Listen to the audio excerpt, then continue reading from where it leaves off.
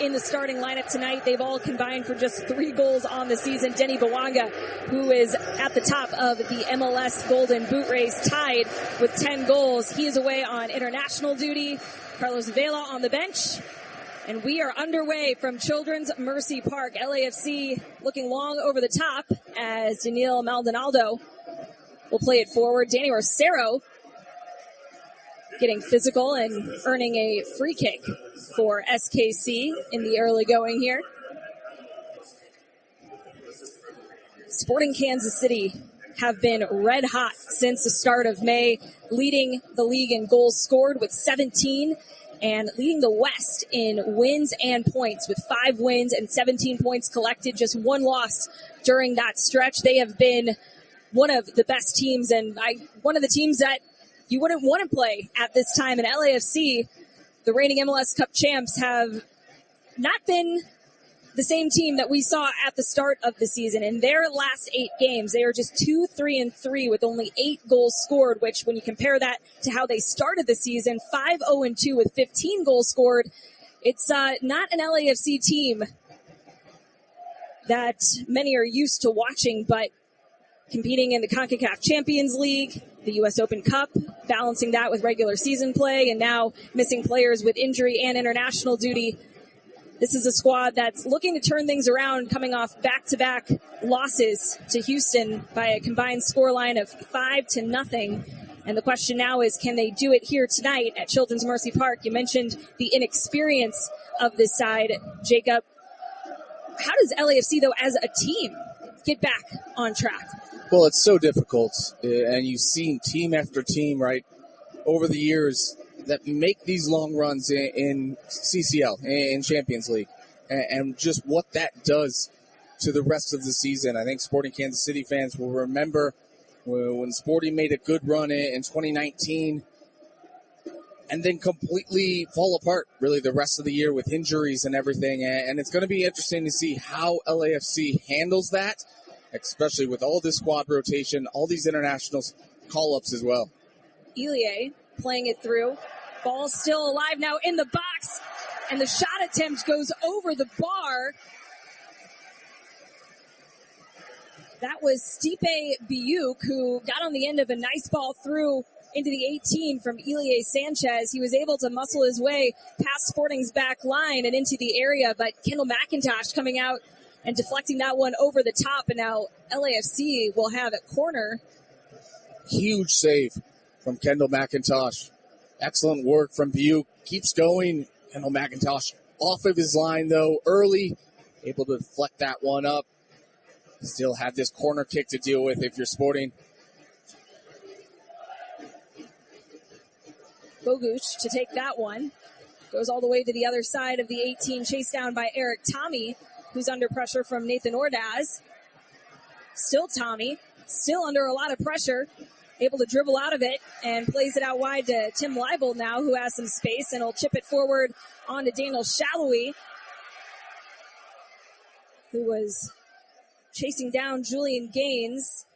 Was able to play out of it, but now heads it out of bounds, and Sporting will quickly take the throw-in. Leibold to Shallowy, who runs out of a bit of real estate, but able to earn a corner kick off of Gaines, and this will be Sporting's first of the night. We're just 4 minutes in, Jacob, and a couple of dangerous attacking moments for both of these teams going end to end. I love that from Leibold. Quick throw in to find Daniel Shallowy, earning this corner kick.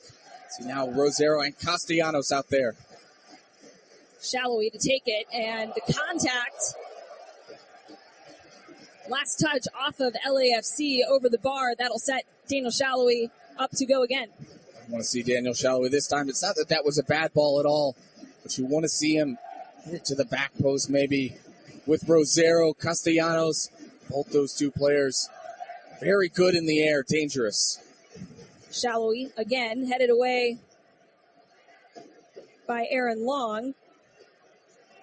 Ball still bouncing around at the top of the 18. One back by Duenas, and now all the way out on the other side for an LAFC throw-in.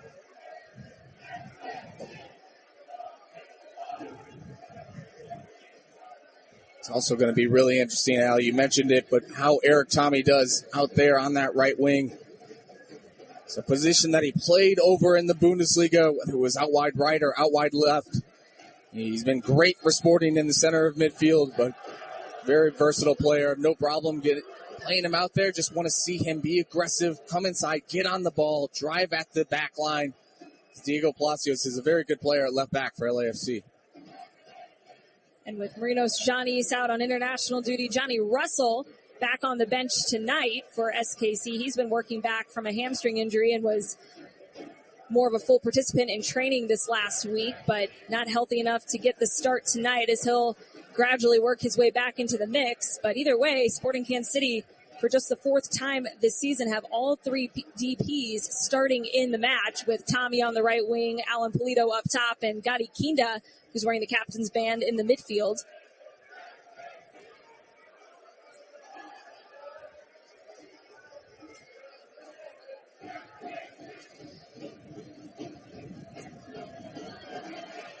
Aaron Long was looking over the top, trying to connect, but ball instead went out of bounds. Mentioned all three DPs out there starting for Sporting. Sporting are 5-0-3 since 2021. And all three designated players are out there, which makes sense. It's no surprise that your highest paid players are usually some of your better players. It's better to have those guys out on the field. Yeah, and Daniel Shallow even talked with us about that this week. Like, hey, take any team and remove their highest paid players, and look what happens. It's not common that you see teams able to have a lot of success when they are down their key players.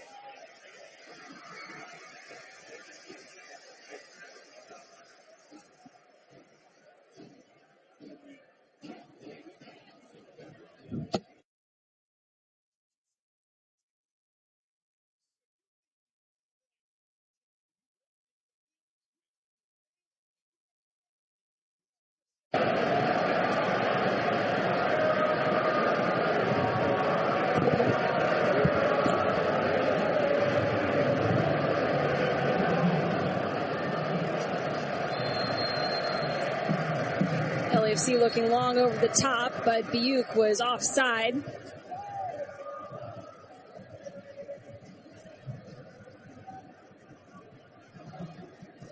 And Lucero will pass it back to McIntosh.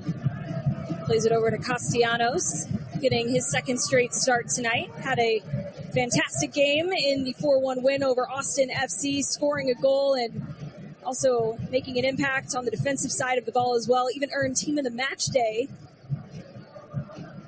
which was a huge accomplishment for Castellanos. He was excellent. He really was excellent on both sides of the ball. Really good.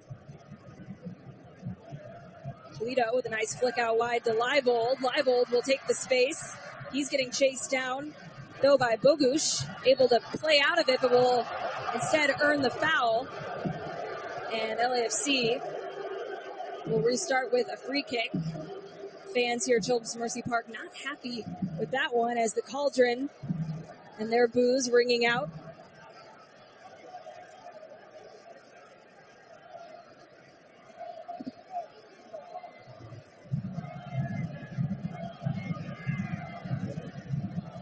John McCarthy sending it long.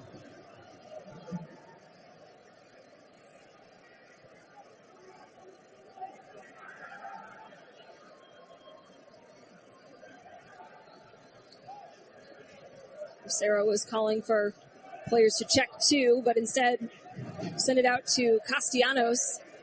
Kendall McIntosh kind of doing the same.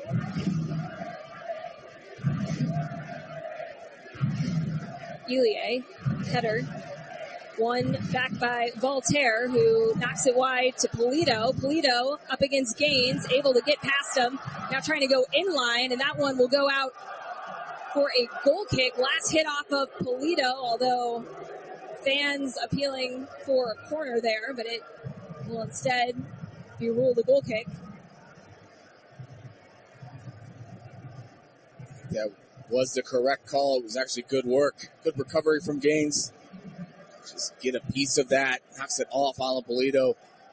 But it's a good sign, though, here early on. Alan Polito popping out to that side. He had a really good layoff to Leibold right before that, because Alan Polito, he was the best player on the field in the game against Austin for Sporting. Absolutely dominant. 2 goals, an assist, and really was just causing problems for Austin all night long.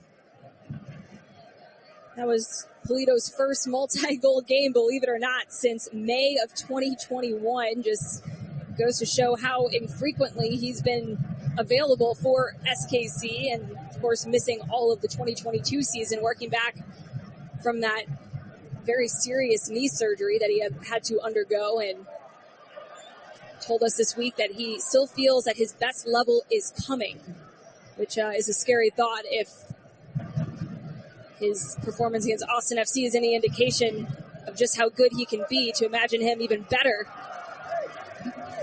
And Leibold, under a good bit of pressure, forced to make an errant pass out of bounds and seemed very frustrated. That's one thing that's stood out, Jacob, in these first 12 minutes of action. LAFC have been very physical.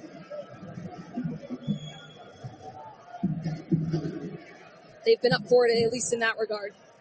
Absolutely. And really doing a good job at making it difficult for Sporting to get any sort of success, as we talked about early on. This young lineup holding their own right now. Bogusz sends it in, and Bedoya able to win it back at the top of the 18. Sporting now trying to quickly play out of the pressure from this LAFC side, who are really taking away a lot of the space for SKC. Castellanos out wide to Leibold.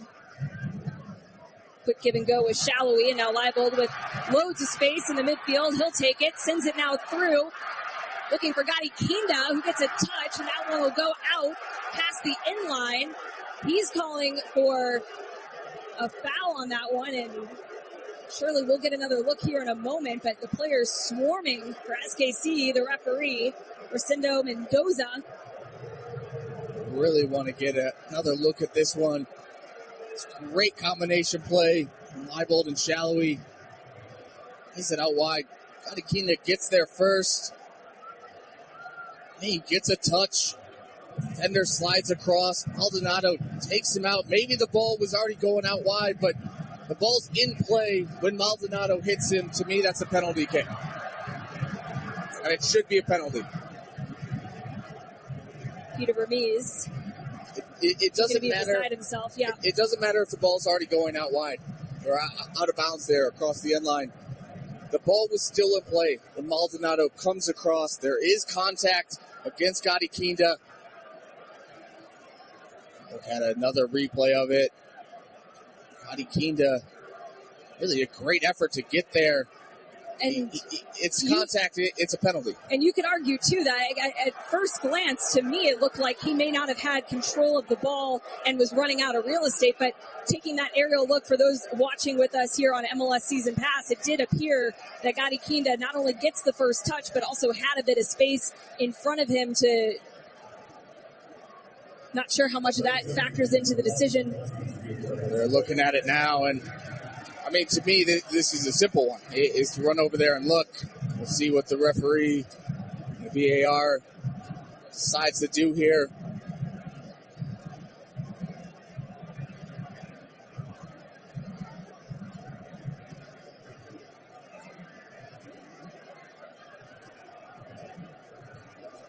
Sporting Kansas City certainly have their preferred penalty takers out on the field. And this one is being checked. Referee ran over. Now he's looking at it. And to me, the more you see it, too, the more obvious it is. And the ball's still in play when that contact's made. Yep. And that's the most important thing. Should be a penalty here. Well, what a run from Gadi Kinda. It seemed like that one. And he timed it perfectly as well. I mean, he was making a strong effort to stay on side. And looked like Maldonado was for sure going to get to that one first. Kind of hesitated a little bit. Gadi Kinda just gets that toe right in before Maldonado goes to ground. Well, as we await the final decision from the referee, important to note that John McCarthy, who's in net tonight for LAFC, had to check into the MLS Cup last season under very unusual circumstances. Maxime Crépeau suffered a broken leg, and McCarthy able to not only sub in and make an impact, but stop 2 penalties in that one, as he'll have to face one here tonight. And Alan Polito, perhaps not much of a surprise, is the one with the ball in his hand, setting it down at the spot for Sporting Kansas City. He has converted all 3 MLS penalties he's taken in his career with SKC. Credit to the referees for getting this call correct, taking the time, even if it took a little bit of time there to get it all sorted out. Ultimately, you want to make the right call, and that was the right call. Elie Sanchez still talking with Mendoza, trying to get his point across, but this one has been decided. Alan Polito with a chance to put SKC up 1-0 here in the 17th minute. Polito. And Polito slots it home. SKC go up 1-0. Make that 4 career penalties for Alan Polito.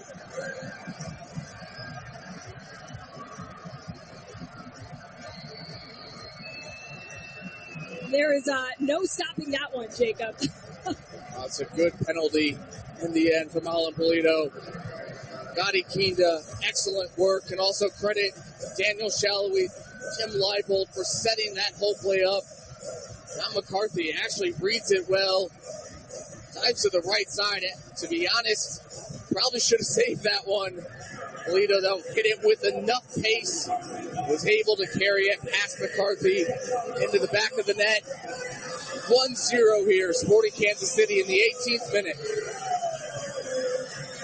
Alan Polito has just been absolutely fantastic for Sporting Kansas City since making his return. He is now averaging a goal every 42 minutes in his last 3 games and has shown that he can score them in a variety of ways. Off a corner, from the penalty spot, in the run of play. He has just been on fire for Sporting Kansas City and is showing no signs of slowing down, making up for a lot of lost time. LAFC with the free kick. Elie chips it over the top, unable to make much of it. Right now, it's important for Sporting Kansas City to keep pressing, keep trying to find another goal. Don't let, again, this young LAFC team who started the game pretty well, to be honest, probably don't deserve to be down 1-0. But don't let them get any more confidence. Keep going, put them under, really see what these young kids are made of. Well, their response in this minute after the penalty was converted by Alan Polito has been about the same as they've started this game, still playing with a lot of energy. Still a lot of time left in this one. And a lot of players tonight, Jacob, too, with how many young players there are getting an opportunity tonight. They've got a lot to play for out on the field. They do. And with all these absences, especially for some of these young guys getting their first start or maybe their second start, if you play well and perform, then it's going to give your coaching staff, hey, they're looking down the bench, hey, maybe we need to go to this guy or whoever. You've got to seize those opportunities if you're LAFC. Shallowy and Leibold combining on the left wing. Leibold cuts it back, trying to play to Gadi Kinda, but instead turns it away. And now here come LAFC the other way. Danny Rosero to the rescue. What a tackle. As Nathan Ordaz was going in on goal, but just absolutely brilliant stuff there from Rosero, who made it look easy to keep Sporting Kansas City alive. What a tackle. And it's just from a poor pass. Leibold was instrumental in setting up the penalty, but he's had a few of those where he's just been off a little bit. Danny Rosero did an excellent job sliding over, really getting stuck in. Rosero making his return tonight. He missed the last game with a hamstring injury. He's looking good back in training this week, but just the first time that this back line has played together this season, and also the first time that this front three has played together this season, with Eric Tommy playing out of position a bit on the right wing, despite having played there in the Bundesliga earlier in his career, not where he's typically played for SKC. Gadi Kinda trying to win it back for Sporting. Tim Leibold coming to the rescue to help take it off of Duenas. Gadi Kinda taking a ground by Duenas and Biuk, and will earn Sporting a free kick, which Daniel Shallowy will take quickly back to Castellanos. And now Sporting Kansas City swinging it around, going the other way. We're 21 minutes in. Sporting Kansas City with a 1-0 lead over LAFC off of a goal by Alan Polito from the penalty spot in the 17th minute. Gadi Kinda was taken down in the box, getting on the end of a beautiful ball played through by Tim Leibold. That one went to VAR, and after not being awarded, was reversed, and Sporting Kansas City got what they needed to take the lead as Gadi Kinda fouled again, this time right by half field. Julian Gaines, the guilty party. And another sloppy very physical giveaway from Leibold. Gadi Kinda, though, done a good job now a couple times, winning the ball back, earning fouls for his team. Eric Tommy putting the moves on in midfield. Now flips it wide to Jake Davis, who tried to do a little give and go with Eric Tommy. Looked like they were just not on the same page there, but Eric Tommy with a good effort to win it back at the end line.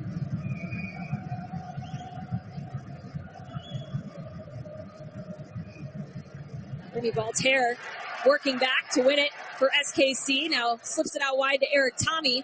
Tommy cross into the box. Header by Daniel Shallowy, not connected, but Gadi Kinda chasing it down outside the 18. Kinda back across. Headed away, but only as far as Voltaire, who is unable to corral it. Now LAFC looking to build out, but Duenas goes backwards to Gaines. Now LAFC on the far side of the field, just trying to regain possession of the ball.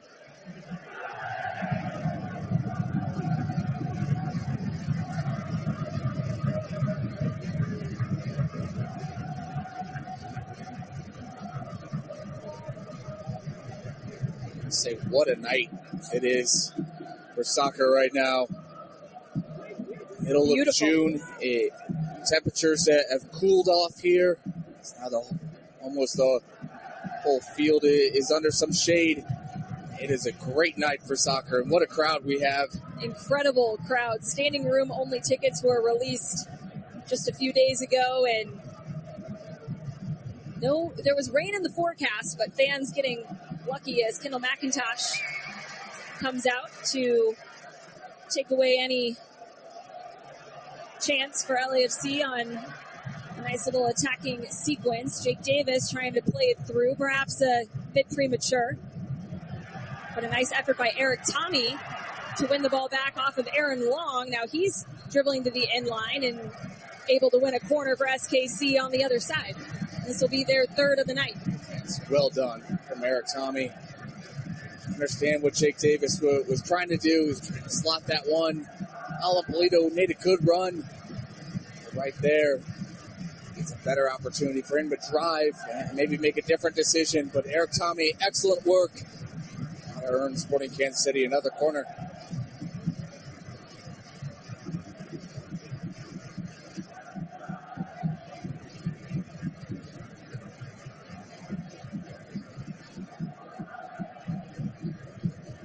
Tommy into the box. Header by Rajoya. Second ball bouncing. Cleared away. Headed back in by Davis, but into the arms of McCarthy. And he'll take it quick. Looking upfield for Ordaz, who was immediately under pressure by three Sporting players. And now Kendall McIntosh will play it out. Well done from Tim Leibold there. Stayed with the run and calmly headed that one back to Kendall McIntosh.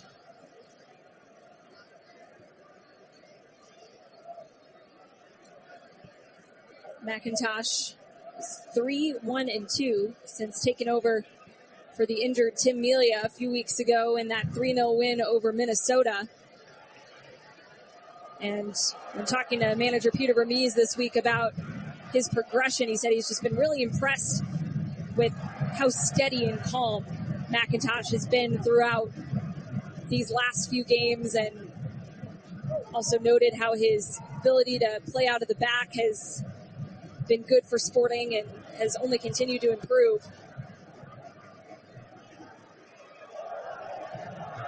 Nice combination play between Shalwi, Polito, and now Kina. Kina trying to dribble around the defender, but gets dispossessed and chases it back down.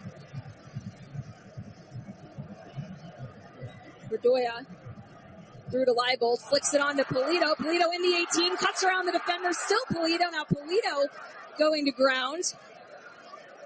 He's slow to get up, but no call there. Castellanos with a great win off of Ordaz, and now here comes Remy Voltaire.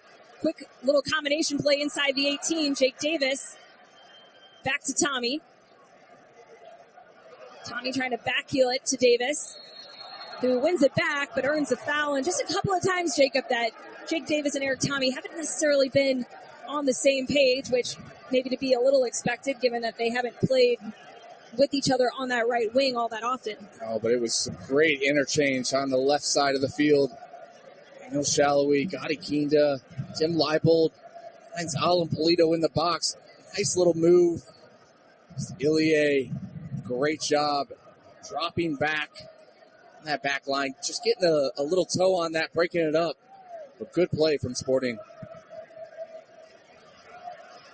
Leibold upfield to Shallowy, plays it through to Polito. Heavy touch, but falls to Tommy. Tommy will try to have it go. That one blocked.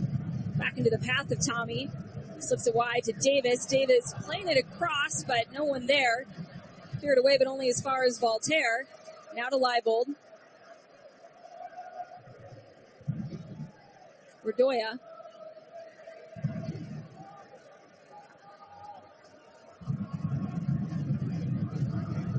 Sporting now just moving the ball around.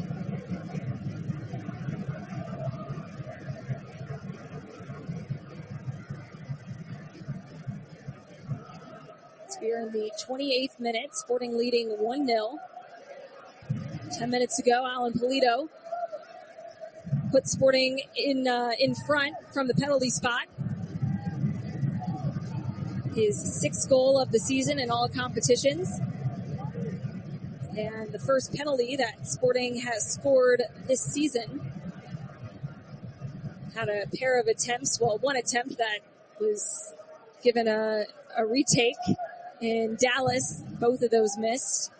And it kind of just felt like ever since then, Jacob, it was always a little shaky. Palacios across, sliding Jake Davis, wins it back and cleared upfield by Rosero. Polito under pressure, able to find Tommy, who's able to get by Ilie Sanchez, and now Sporting Kansas City coming the other way. Switching fields, Gotti Kinda, now out wide to Shallowy.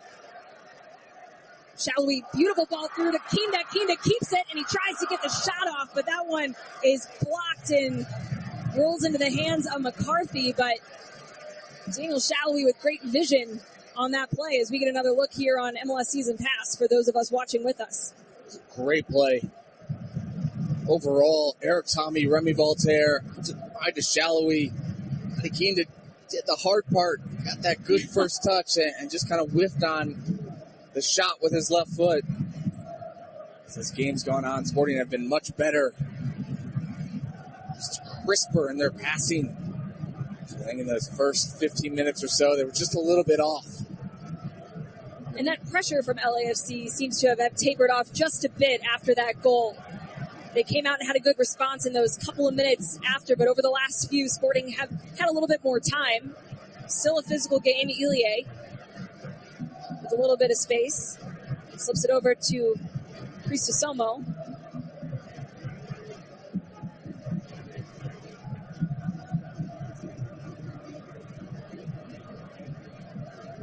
And if you're watching with us on MLS Season Pass, hope you're enjoying the subscription and the option to listen to our home local radio call. And for those of us perhaps listening to us on Sports Radio 810, or if you're watching and maybe you're at your friend's house and they have Season Pass and you don't, well, we've got good news. If you were interested in purchasing MLS Season Pass, you can catch all of the MLS action for 50% off the full season price. Subscribe to MLS Season Pass today and watch the rest of the 2023 season, including Leagues Cup and MLS Cup playoffs with no blackouts. That offer is available now and is a good way to get in half the price and enjoy some MLS action, because it's heating up, especially for the Sporting Kansas City team. And we've been seeing some wild goals too, Jacob Peterson.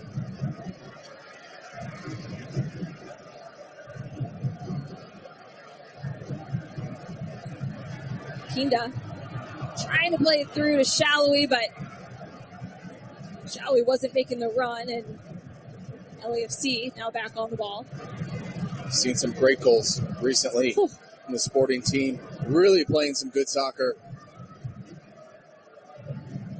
Mentioned it, but it is so different from the early on struggles for Sporting. Buke under pressure by Rosero, and offside flag raised. Sporting will quickly try to restart, but referee telling them to bring it back.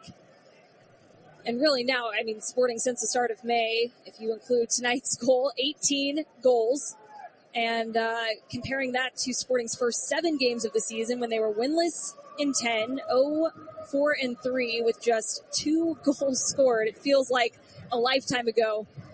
And are you all that surprised, Jacob, that not only are Sporting getting points and winning games now, but they're doing it in these very dominant ways, scoring not just 1 or 2 goals, but 3, 4. It has been just night and day in terms of what we've seen in goal scoring production. I'm not surprised, and we've kind of talked in the past just about this is who I thought Sporting were going to be. And those first 10 games, it's just a lot of bad luck, and the expected goals and all those advanced analytics tell you that it was bad luck. And Sporting have seemed to right that ship, and hopefully they can continue that momentum, not just into this game, but as these summer months roll on. It's so important to pick up points during these dog days of summer, during these when the weather turns and it's hot, especially here in Kansas City. Got to pick up points at home, and Sporting have been excellent at that recently.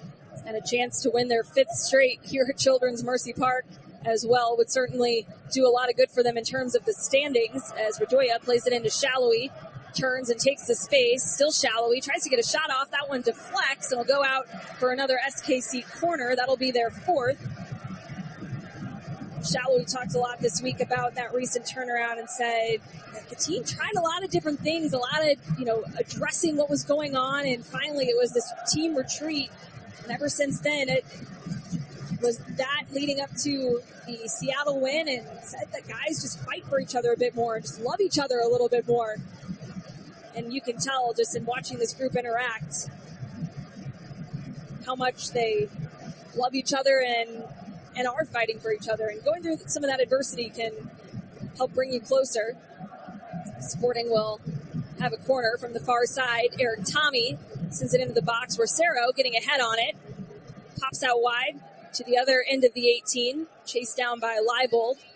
Back to Davis. Davis across, looking for Rosero, but that one headed away. Voltaire brings down the clearance. Sends it out wide to Tommy, who now knocks it all the way back to McIntosh.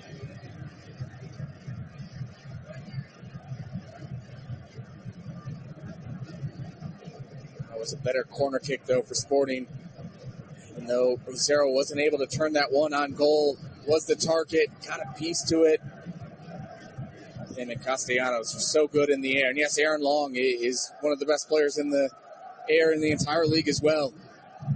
There's only one Aaron Long, and there's two Rosero and Castellanos out there for Sporting. Aaron Long has the 5th most aerial duels won in Major League Soccer going back to 2017.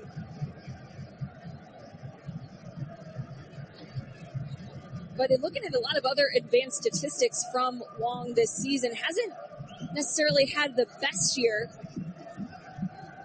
for LAFC.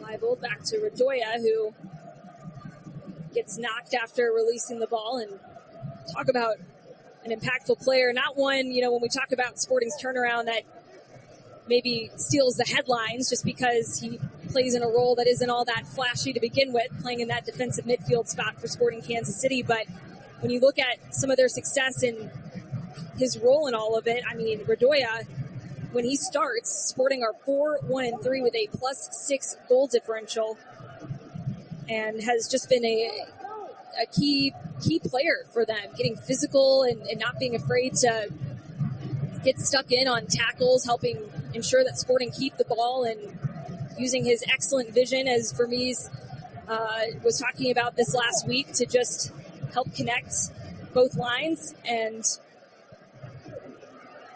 has come in after starting the season injured and seemingly not missed a single beat. Skinda flicks it up to Leibold. Give and go with Shallowy. Back to Leibold. Leibold trying to chip it across. Headed away only as far as Tommy, who tries to hit it one time, and that one goes straight into the arms of McCarthy. Not exactly the contact that Tommy would have liked, but would have been an absolute beaut if he could have done it. But it was great combination play again from Sporting on the left side. Leibold finds himself in a good spot. It was great movement from Alan Polito. He checks away, comes near post and fades. Ball's just a little bit under hit from Tim Leibold. Eric Tommy there.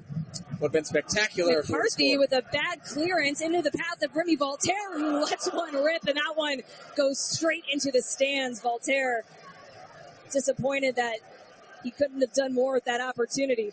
Well, what an opportunity. And really, McCarthy's due for one of these a game, to be honest, where he holds his hand up there afterwards, but he tries to play out, just gets it wrong. Remy Voltaire, good hit, was always rising. I have no problem, though, with him taking that shot.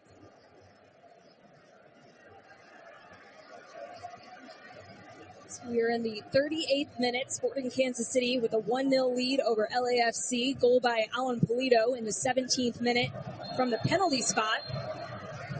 Rosero down on the far side. He's very slow to get up, as the referee will run over and check on him. The whistle is blown either way, and Sporting will have a free kick in their own half. And Rosero just kind of hip check to the ground there by Bogusz. A reminder that Danny Rosero missed a little bit of time with a hamstring injury. He had come in and played every single minute, started every game since his arrival. So maybe not all that surprising that he was going to pick up a little knock at some point, but hamstrings have been not the best friend of Sporting Kansas City this season. And really, if you look across Major League Soccer, a lot of players dealing with hamstring injuries. Rosero's been excellent, though, when he's been healthy here for Sporting.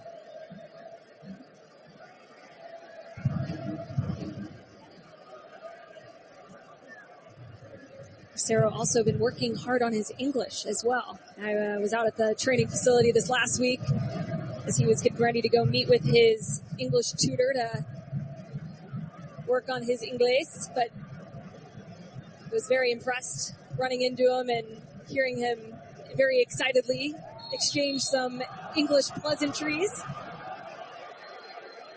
Sporting Kansas City. We called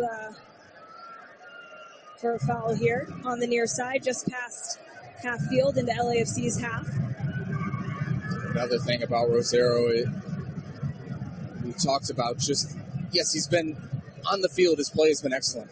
But it's just, even though he doesn't speak the language all that well, it's just his overall demeanor, and it's mingling with the guys. And there's enough guys who can speak Spanish, but he's always got a smile on his face. But then he'll also make sure he gets stuck in out on the field.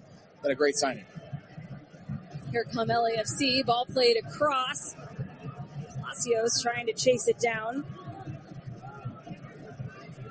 He's able to keep it for LAFC. Now Elie on the ball, playing it through to Biuk, who gets it back.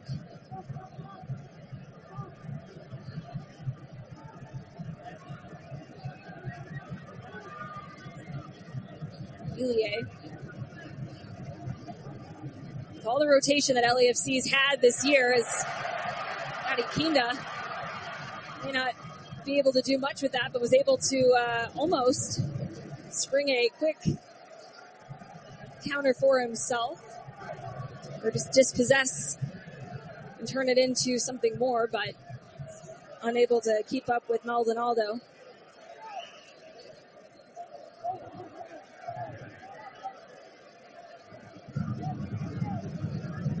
A little nutmeg through to Shallowy. Shallowy back up the touchline to Tim Leibold, who does a nice square pass through to Shallowy, able to earn another corner for SKC, and this will be their 5th on the night. And his movement from Daniel Shallowy is phenomenal. Gets filling gains. See, he acts like he's going to get the ball, and then immediately darts in behind. Gaines is left in his dust. Ilie had to come over. Important intervention from Ilie. Great work from Shallowy.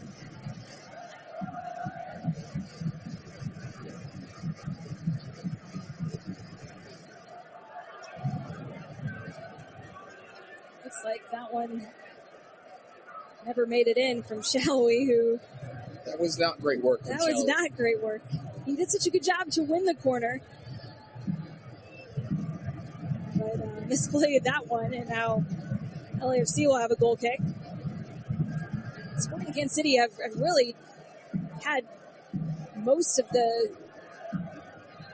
ball and just most of the success in this first half so far, despite the lead. 8 shots compared to LAFC's 1. It has really just been all SKC here at home, which has been a consistent storyline. As Kinda picks up a ball in the midfield, taking the space. Now wide to Leibold. Leibold trying to play the cross, but able to play it off of Gaines for another corner, and this will be the 6th for SKC. Really, I thought Sporting got something a little bit more out of this. Kinda was calling for it back and looks kind of disappointed.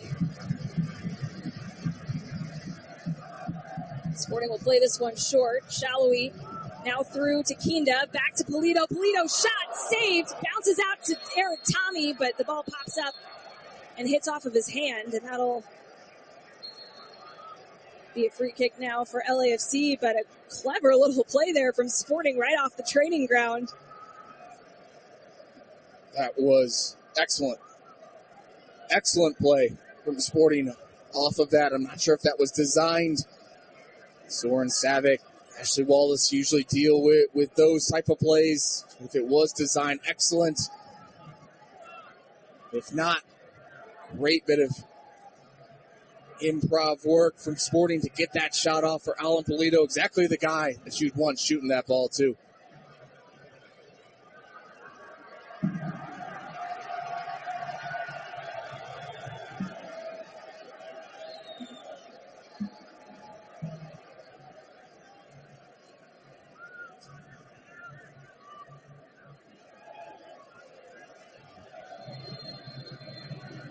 Well, as the sun is starting to set, it's not as hot as it was earlier in the day. There was rain in the forecast, and that has seemed to miss KCK and Children's Mercy Park. But it's going to be a fun summer full of Sporting Kansas City soccer here at CMP. And if you're looking to come out and not just catch some MLS regular season action, well, you're going to want to be here for the Leagues Cup this summer, because Major League Soccer and Liga MX will face off in the first ever Leagues Cup competition, which is a World Cup-style interleague tournament featuring every team from both leagues. In the group stage, SKC is set to face off against Liga MX powerhouse Chivas Guadalajara on July 31st right here at CMP, and that game will kick off at 9 p.m. Central. You can get your tickets for that match now at sportingkc.com/tickets. As we will have 3 minutes of stoppage time added on to the first half here. SKC up 1-0 over LAFC. Goal by Alan Polito in the 17th minute from the penalty spot as we enter that first minute of stoppage time. Manny Redoya putting some pressure on Elie Sanchez. Little 6-on-6 battle as Sanchez takes Redoya to the ground. No foul there, though. And now Redoya getting stuck in, taking down Palacios, and he'll get called for the foul. LAFC quick to reset, rather.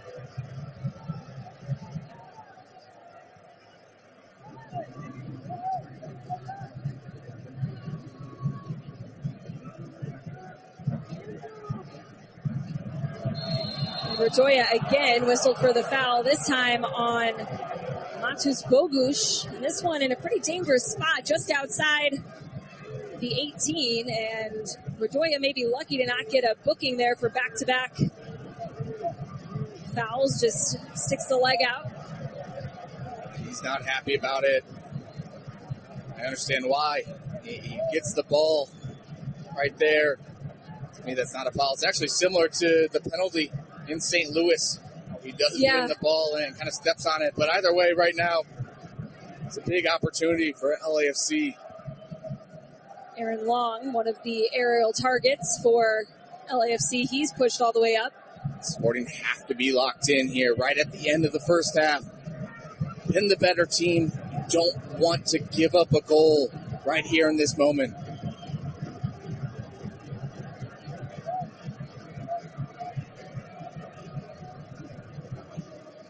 Bogusz to take it. Kinda, Tommy, and Polito in the wall. Bogusz chips it far post. Header by Long, back across, but Kendall McIntosh gets big and grabs that one out of the air. That's good stuff from Kendall McIntosh. I think a few LAFC players were offside on that. Either way, Kendall McIntosh, though, doesn't take any chance. Comes out, claims that. It's Jake Davis. Ball gets a little too far in front of him and knocked out of bounds.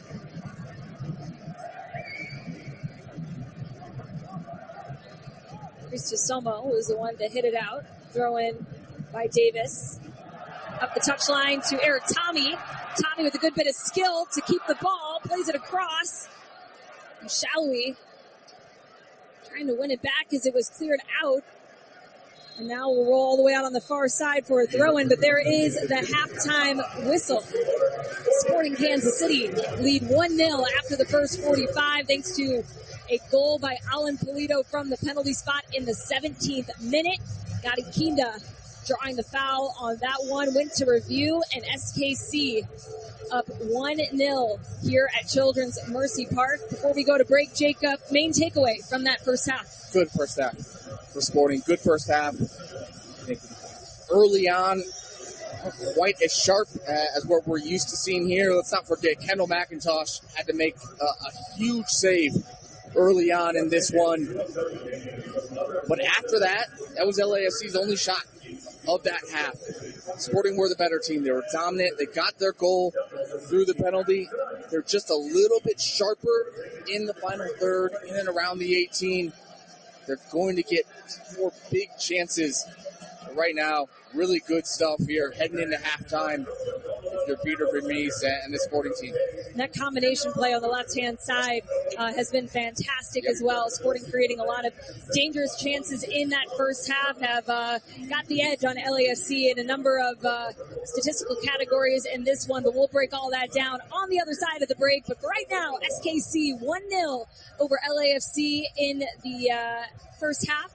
We'll take a break and return with more halftime coverage here next on Sports Radio 810.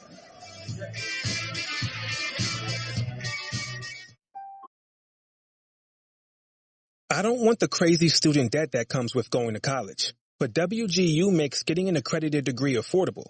How affordable? Like half as much as most schools affordable. And that's before I even apply for any scholarships or grants. An accredited nonprofit university that offers respected online programs and low flat rate tuition? I choose WGU. Learn more at www.wgu.edu/University of U. Is your new year still falling flat? Do you avoid stairs with multiple steps? You are not alone. This year, millions will be diagnosed with low energy or low E. But plan.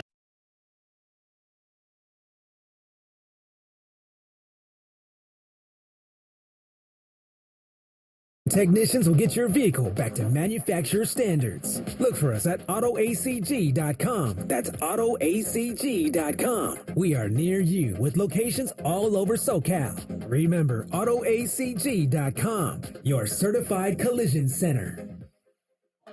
Hey, LAFC fans. If you're in need of large format printed graphics and installation, or projection mapping to bring a massive building to life, or creative designs to make your message pop, look no further than LAFC's own official signage partner, A3 Visual. A3 Visual is a full-service visual solutions company specializing in large format printing, immersive events, creative design, fabrication, and installation. Make the world your canvas with A3 Visual. Visit them today at a3visual.com. Sorry, just jumping through some hoops here. Trying to illustrate how CarMax's pre-qualifying tool doesn't make you jump through any. Save time by personalizing your search by monthly payment, all without affecting your credit score. So why am I still jumping through hoops? Well, better me than you. Whoa, that one was on fire. CarMax, car buying reimagined. See CarMax.com for details. Hey, LAFC fans! Yamava Resort and Casino in San Manuel is giving away $500,000 in Jordan prizes this summer. You could win a PSA 10 graded Michael Jordan rookie car, iconic Jordan sneakers 1s to 15s, and tens of thousands in free play. Come in and walk on air all May and June at Yamava Resort and Casino. Details at yamava.com. Must be 21. Please gamble responsibly. What does a bank like BMO know about soccer? Well, we've been a fan for 2 decades, helped over 250,000 kids take the pitch, and invested $25 million in support of youth athletes. But we're not just growing the game, we're growing the good. We're a bank that helps millions of customers make real financial progress, and that's something we can all cheer for. BMO, official bank of LAFC. BMO Harris Bank, N.A. member FDIC. Bet on your team, not your cooking abilities. Find what you need to hit the spot by ordering Postmates, the official on-demand delivery partner of Los Angeles Football Club. Use code LA30 to get 30% off your first 3 orders of $35 or more. Terms apply. It's halftime of LAFC and Sporting KC. We recap what went down in the first half, stats, highlights, and what LAFC needs to do in the second half to pull out the win.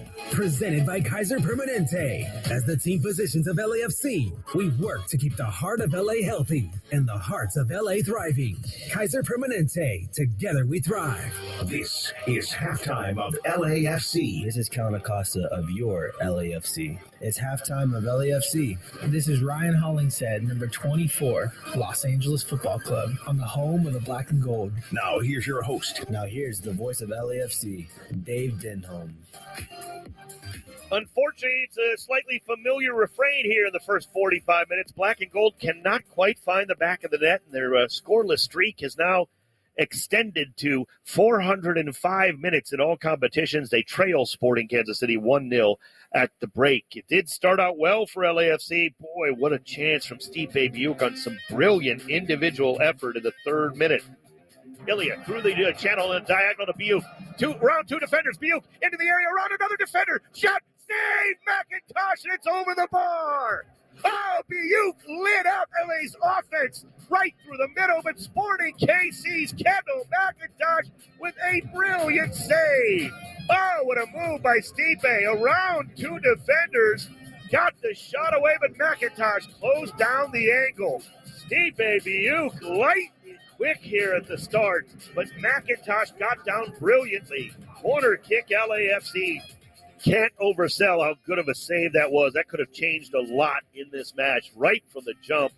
17th minute, Gadi Kinda had earned a PK as they had to go to VAR and take about 7 minutes, not quite, but to check it out because, it was clear and obvious, so it took that long to decide it was a penalty on Danilo Maldonado. Alan Pulido stepped up and made no mistake.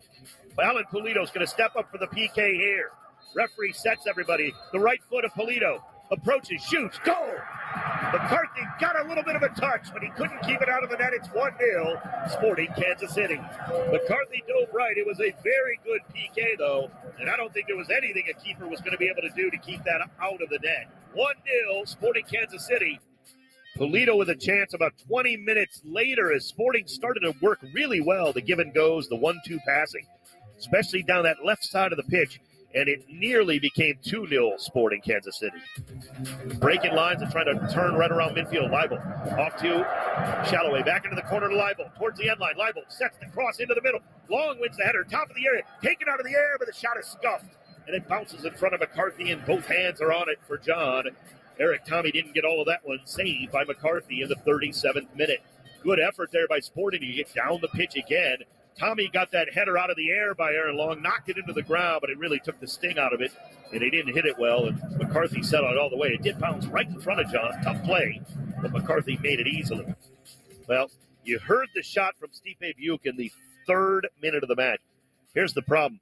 That was the only shot and shot on goal by LAFC in the first 45 minutes. Sporting Kansas City, 53.5% possession, 9 shots to 1. Shots on goal were 3-1 in favor of Sporting, and John McCarthy with 2 saves. Frankly, the black and gold still only down 1-0.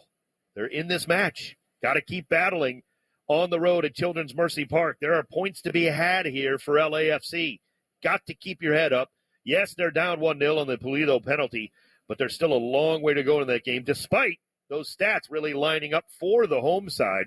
Let's hope LAFC can continue to frustrate Sporting as long as possible, and maybe you can still get in there. You start to, get right back to it, and you can still take points from this match. Let's look around the rest of MLS on the day. NYCFC got a late goal in stoppage time at home to draw with Columbus 1-1 in an Eastern Conference match. RSL is seconds away from hanging on to a 2-1 win at DC United. New England pounded Orlando earlier on the day, a 3-1 final there. The New England Revolution are very good, and that was at home for New England.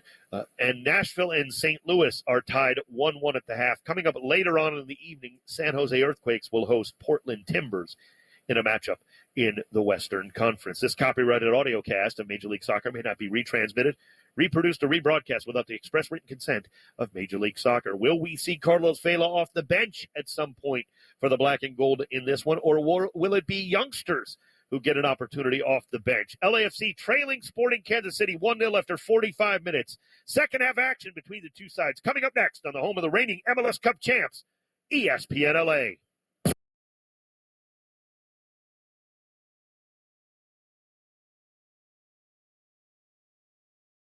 Wendy's Strawberry Frosty is back for the summer. So whether it's beach time, a tea time, or me time, it can always be Frosty time. Choose Wendy's Strawberry Frosty today. Now open till midnight or later. Limited time only. Participating U.S. Wendy's. Hours may vary. Checking account that comes with roadside assistance, cell phone insurance, more than 450,000 shopping discounts, and a Nashville SC branded MasterCard debit card. That's the Renaissance Rewards Extra checking account. You must have a checking account to receive a debit card. Learn more at renaissancebank.com/NSC, member FDIC. To the opening 45 minutes, Nashville was outshot 5-2 by St. Louis City. Both of Nashville's attempts were on target, though, including the goal from Hani Mukhtar that you will hear coming up here in just a moment. Nashville only had 6 touches in St. Louis's 18-yard box. St. Louis, meanwhile, 12 touches in Nashville's penalty area. The possession was totally even. After Nashville having about 65% of the ball through the opening 20-plus minutes, it was 50-50 after the opening 45 between Nashville SC and St. Louis City SC. St. Louis had 2 corner kicks in the first half. Nashville did not have any, one of which was incorrectly called at the end of the first half. Should have been a corner, but instead Nashville goes into the halftime interval still looking for their first set-piece opportunity against Roman Berkey's St. Louis City SC side. Each of our looks around MLS is brought to you by Geodis, the official logistics sponsor of Nashville SC. Geodis is a worldwide transport and logistics leader supporting clients around the world. Geodis, behind every great success, there is great logistics. 3 games have finished up tonight in a very short MLS slate here in Matchday 19. NYCFC drew Columbus Crew 1-1. New England Revolution knocked off Orlando City 3-1 up there in the Northeast. Real Salt Lake goes to D.C. tonight and beats Wayne Rooney's side, D.C. United, by a final of 2-1. One other game is at halftime so far here tonight at MLS. That's Sporting Kansas City and LAFC. And SKC leads the defending league champions by a 1-0 scoreline. San Jose and Portland is the final matchup of the night. That one gets started at 9:30 Central Time. Planning to drink? Don't plan to drive. The Tennessee Highway Safety Office reminds you that fans don't let fans drive drunk. As we remind you to stick around for the second half coming up here in just a few minutes. We'll get you the highlights from the opening 45. Jalil Anibaba's keys to a second half win. It's been chaotic. You don't want to miss what's coming between Nashville and St. Louis. 1-1 after 45 minutes, and the second half kickoff is coming up. Buck Rising can't create the narrative all by himself. Really, he can't. I understand why people feel we're creating narratives. But, I mean, those can't be helped. We are going to watch things. We are going to see things at practice. We are going to put them in the context of everything that has come before them and everything that is scheduled to come after them, thus creating narratives. Monday from 10 a.m. to 1 p.m. on 104.5 The Zone. Before Shopify, did you find yourself wondering, where are my sales at? But now you're selling with Shopify, the global commerce platform supercharging your selling. You have no problem selling online, in person, on social media, and beyond. Gary, easy on the cha-ching. I can't even get my lines out. Oh, sorry, my bad. But my Shopify sales are through the roof. Amazing, Gary. Bet you're loving how powerful Shopify's tools are. And I can make my brand look however I want without code. And that you can sell on all the marketplaces and socials from your Shopify store. Or all that. Gary, stop leaving sales on the table. Start selling with Shopify and discover how millions of businesses around the world use Shopify to ignite their selling. Sign up for a $1 per month trial period at shopify.com/music23. That's shopify.com/music23. Shopify.com/music23. A.O. Smith is your local Middle Tennessee water heating and water filtration expert. They enjoy getting involved with local community events such as Titans football, and nationally is the presenting sponsor of the prestigious Johnny Unitas Golden Arm Award every year. Most importantly, A.O. Smith takes pride in always being there for your needs at your home or business. When you need a water heater or water filter, think A.O. Smith and contact us today. To find a local professional installer, visit hotwater.com. That's hotwater.com. Hi, this is Paul Winkler. Are you searching for a podcast on money, investing, and financial planning that's actually run by degreed financial planners and isn't driven by the sales process? Then check out the Investor Coaching Show podcast. On a recent podcast, we talked about the stages of retirement and the things you might expect out of the longest vacation you'll probably ever take in your life. Go to paulwinkler.com/podcast or search for the Investor Coaching Show wherever you get your podcasts. The Investor Coaching Show. Hey guys, Tom Patterson here, founder and CEO of Tommy John. For years, you've been hearing me tell you about our revolutionary men's undergarments. But don't take my word for it. Listen to what our customers are saying. Okay, I've been with my husband for 15 years, and my pet peeve has always been catching him rearranging himself. So I got him Tommy John, and he's never adjusted since. Plain and simple, Tommy John's my favorite underwear ever. A horizontal fly, comfortable waistband, color options, and no wedgie. Thank you, Tommy John, for changing my life. He's not exaggerating. Tommy John really will change your life. You'll love all of our phenomenal underwear, undershirts, and socks. Plus, the best pair you'll ever wear, or it's free, guarantee. Tommy John, no adjustment needed.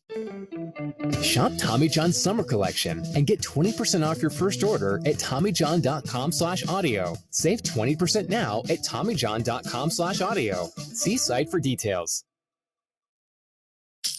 Before Shopify, did you find yourself wondering, where are my sales at? But now you're selling with Shopify, the global commerce platform supercharging your selling. You have no problem selling online, in person, on social media, and beyond. Gary, easy on the cha-ching. I can't even get my lines out.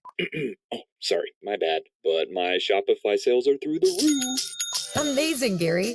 Bet you're loving how powerful Shopify's tools are. And I can make my brand look however I want without code. And that you can sell on all the marketplaces and socials from your Shopify store. Or all that. Gary, stop leaving sales on the table. Start selling with Shopify and discover how millions of businesses around the world use Shopify to ignite their selling.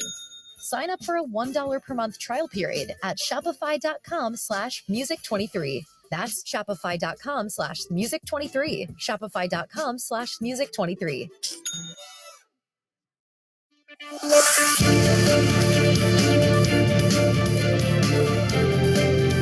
45 minutes have been completed tonight from Nashville. We've got 45 left between the boys in gold and the newest team in Major League Soccer, St. Louis City SC. With Jalil Alibaba, I'm Will Bowling back with you. The sounds of the first half, well, it was just one sound to give you from the first 45 minutes. The 11th goal of the season for Nashville's MVP, Hani Mukhtar. Out to Moore. He could cross from here. He does. Middle of the area. Headed down. There's Hani. Yes!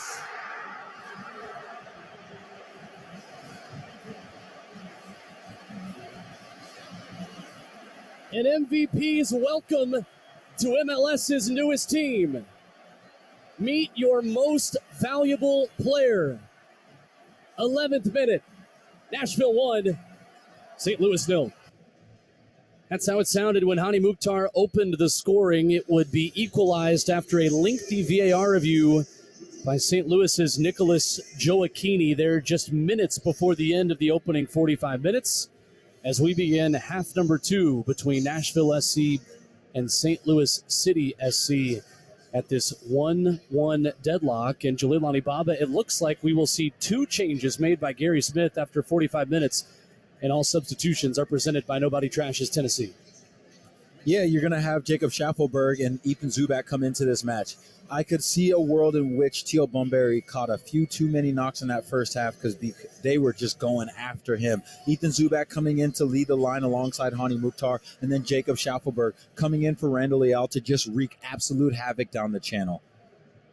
So Ethan Zubak will come on, replacing Bunbury. Schaffelberg joining him like we mentioned. One change for St. Louis City as well. John Nelson, a 24-year-old North Carolina product left back. He will replace Jake Nerwinski, the fullback on the right-hand side for St. Louis. For Nashville, it is Randall Leal who makes way for Jacob Schaffelberg. Randall getting his first start since match day 1. Gary Smith still limiting his minutes to just 45 tonight. For Schaffelberg, it is his 17th appearance of the season. He's made 9 starts this year. And his pace, Jalil, will allow Hani Mukhtar to drop more deeply, play that number 10 role. And he will stretch that St. Louis line beyond him, trying to create pockets for his MVP and for his midfield playing behind him. Nashville will move from left to right in the second 45 minutes in their home gold kits with Navy numbers, Navy stripes down each side, Navy shorts as well. The pale red look from St. Louis City, you see them wear it every single week with red uniforms, white numbers, a thin yellow stripe down each side, red shorts, and red socks. Steve Sagafi blows his whistle, gets us underway. A first half with dramatic twists and turns. What does the second 45 have in store in this first ever matchup between Nashville and St. Louis? It is time to find out all to play for between the best in the West and second place Nashville SC in the East. Immediately onto the field and onto the ball runs Jacob Schaffelberg along the far sideline, tries to send him across with his left foot. It's poked away by the right back for St. Louis City SC. That's Kyle Hebert now, who switches to that end. And back off of Schaffelberg, it'll be a St. Louis City goal kick here through the first 30 minutes of half number 2. Yeah, and you can hear the crowd. 30 seconds, I should say.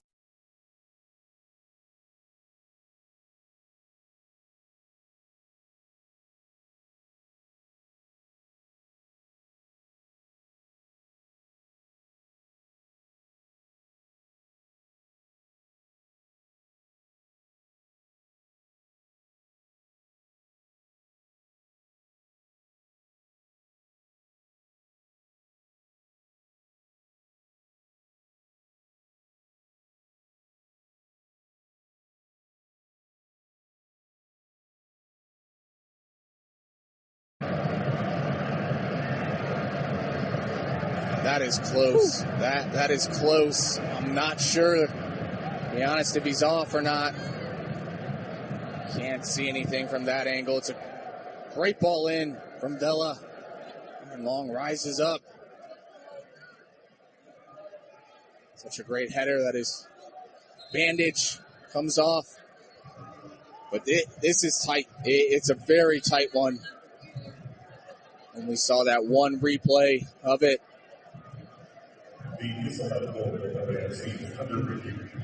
And I got to be honest, I don't think he's off. I think his arm is offside there.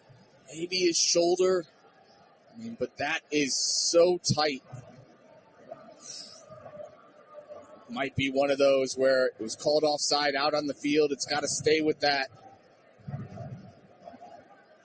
Yeah, because can you reverse that, in your opinion? I mean, it's close. It's close.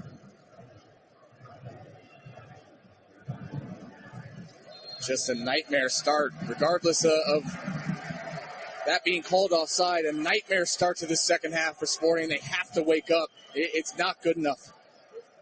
The VAR decision, no goal, that will remain an offside call. But either way, Sporting Kansas City not coming out in the second half how they would have liked to after getting out to a 1-0 lead in the first half. LAFC have leveled the score off a goal by Daniel Maldonado. And that one was in the 48th minute.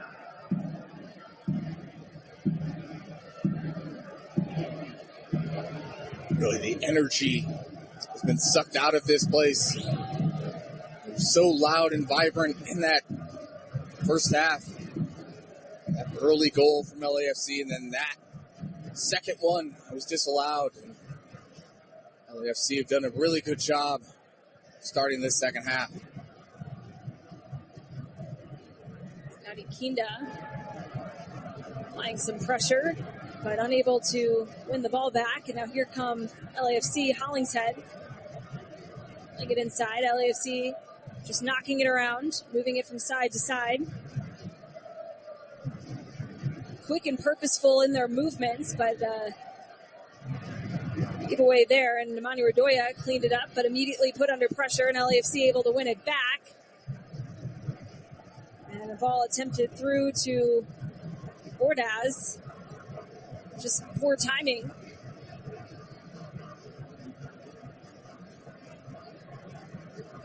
Castellanos under pressure by Ordaz, but able to stick with it and win it back. Knocks it out wide to Leibold. Now Polito on the ball. He's got a few options. Plays it over to Voltaire. Now over to Shallowy.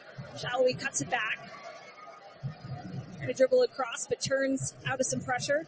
Now into Polito. Back to Shallowy. Shallowy in on goal. Shallowy being pulled from behind. Penalty. He gets a shot off. It's got to be a penalty. But that one into the path of McCarthy. And Daniel Shallowy was clearly being held back. To me, that's got to be another penalty, just because he gets through it. And we'll get another look at it here. He is getting pulled down the entire time. By Hollingshead, and now the ball knocked out by Duenas for an SKC corner. That's a that's a penalty. He's grabbed his arm. Daniel Shallowy's doing a good job trying to fight through it. Hollingshead's got a full grip of Daniel Shallowy's arm.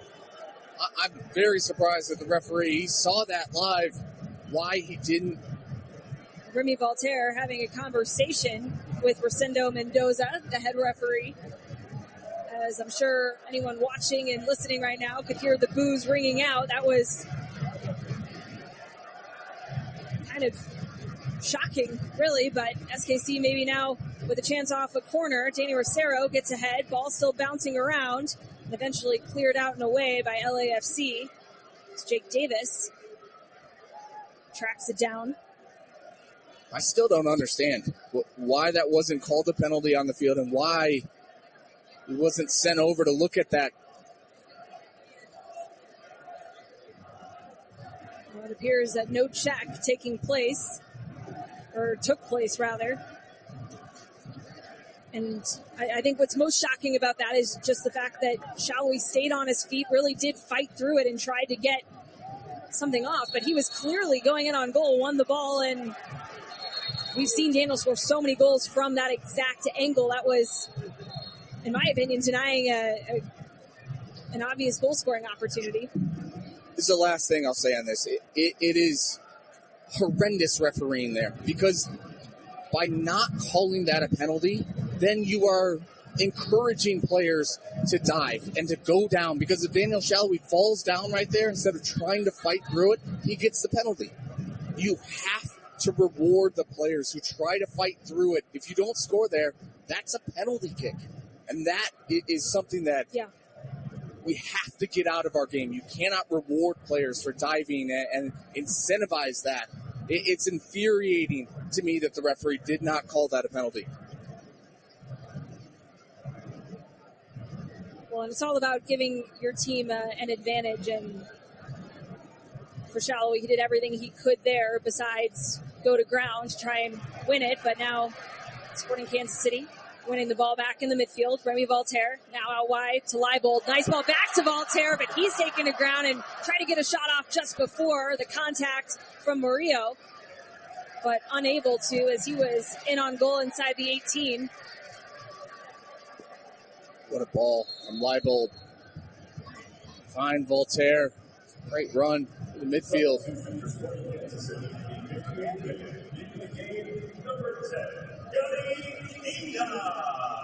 As a couple of substitutions now happening for Sporting Kansas City. Kyrie Shelton and Roger Espinoza getting ready to check into the game, as Gadi Kinda will be one of the players to exit, and Tim Leibold the other. As we'll see how these shake out here.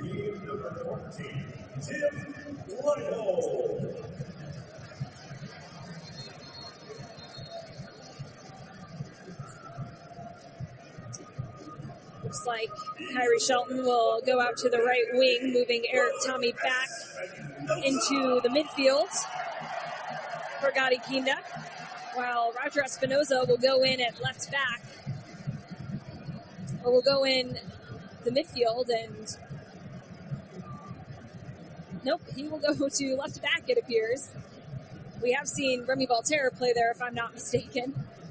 Remy Voltaire doing a great job to stay with it and dish it off to Espinoza. Voltaire's still on the ground, but he's getting back up to his feet.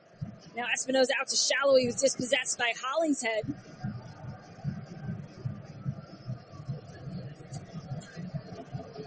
And Shallow working all the way back to win it back off of Bogusz.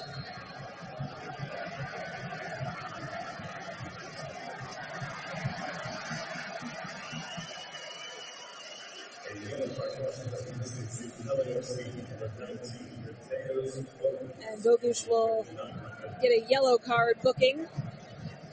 A late challenge on Roger Espinoza. It's going to be interesting to watch. Roger Espinoza goes out. He left back. Certainly has played that position before. Concerns about that. Going up against a guy like Carlos Vela. It's going to be a matchup to watch.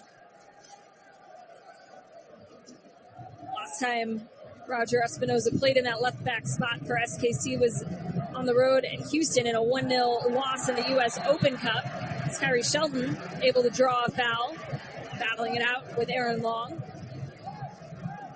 And Maldonado was in denial of that one. Kyrie Shelton with a little push, telling him to release the ball. Let's get this thing going. Eric Tommy will set up to take this one. It's kind of a bit chippy here in the last few minutes, Jacob. It has.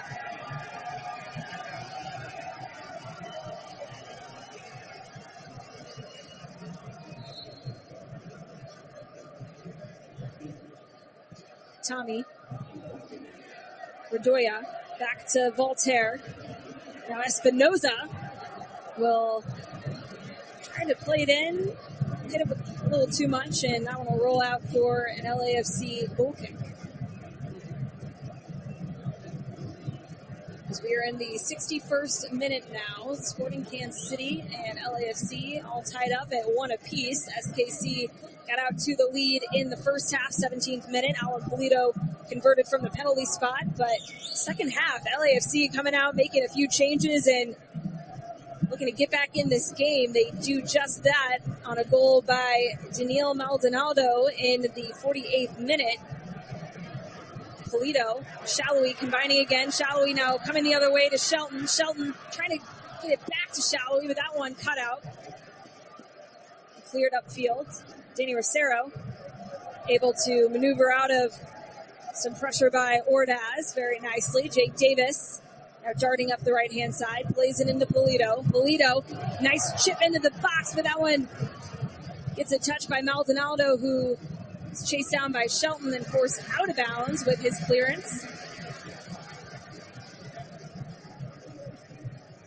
Certainly been much better from Sporting in these last 10 minutes, with much more energy, more bite to this game. Still have about 30 minutes. Get another goal.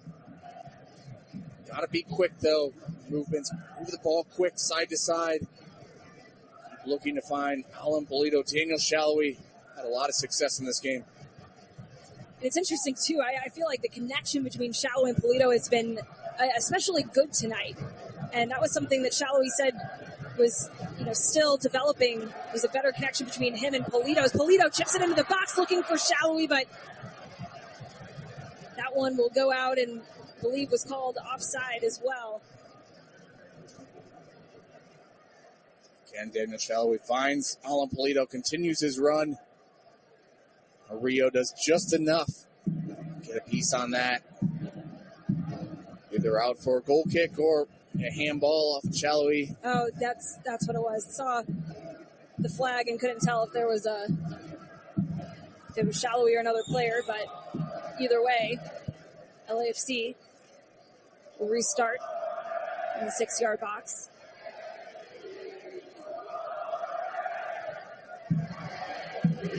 Rio upfield looking for Ordaz, who's tracked down by Castellanos. Does a nice job to dribble out of pressure. Played out to Espinoza. Into Redoya, who switches fields over to Davis. Keeps it moving up to Shelton. Shelton taking the space, cutting across. Back out wide to Davis. Davis trying to play it across, but that one blocked by Maldonado.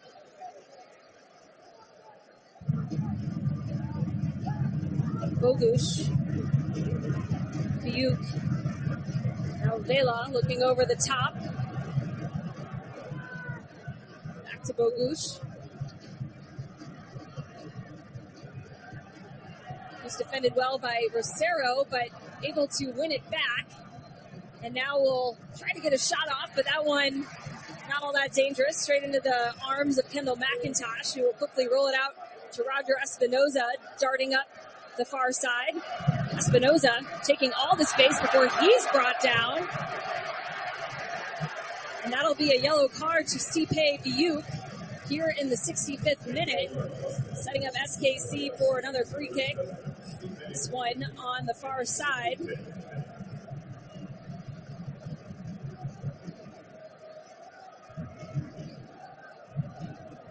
Not in too dangerous of a spot, but Sporting could still do something with it.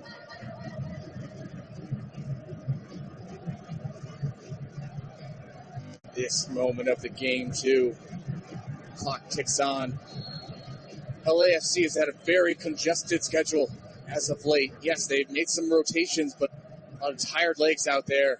Imagine LAFC Sporting have to pin them back, have to keep them under, keep this game at a fast pace. Redoya flips it out to Davis, one time into Tommy under pressure. Goes back to Rosero. And yeah, you talk about that fatigue, Jacob. LAFC's head coach Steve Cherundolo said this week after back-to-back losses against Houston Dynamo this last week, the first by a scoreline of 4-0, and then the second 1-0, said that you're just seeing a very fatigued team right now. And they said it's something that they expected to see given that LAFC were competing in both CONCACAF Champions League play, taking that one all the way to the final, U.S. Open Cup play, making it all the way to the round of 16, and then balancing MLS regular season play as well. Shelton turning out of some pressure into Polito, gets a shot off. That one pushed away by McCarthy. Shallowy tracks it down. Back to Espinoza, sends it back into the box, headed away by Murillo. Espinoza again, over to Shelton. Shelton poked away as he was trying to set up for what looked to be a shot by Biuk, and now Biuk trying to dribble out of LAFC's half. He gets around Davis. And a nice little turn there by Duenas. Takes the space, still Duenas. Eventually won back by Rodoya. Excellent. Manny Rodoya there. Just something he's done so well of the many things for SKC. Eric Tommy now with the moves. He's driving forward across to Polito. Polito out wide to Shallowy as Polito's taken to ground. Shallowy back across into Tommy. Tommy dribbling outside the top of the 18. Now into the 18. Wide now to Shelton across. Touched by McCarthy. Murillo trying to dribble out of the 18 as Polito is still on the ground, and the referee will stop play. Sporting Kansas City with so close. Grand opportunity there on a couple of occasions in that same sequence. Kyrie Shelton does everything right here with this hard ball across. Daniel Shalhoub made a great run. Wide open at the back post. McCarthy, really good hand. Make sure that one didn't go all the way through. Alan Polito, great piece of skill. Free himself, shifts it onto his left foot. Beat McCarthy again. Kyrie Shelton, maybe it's just a little bit too close. It's a great look all the way across. McCarthy does a good job. Strong hand. Murillo's right there to pick up the pieces, but much better for Sporting. They keep continuing to apply this type of pressure. It's only a matter of time for one of these ends up in the back of the net.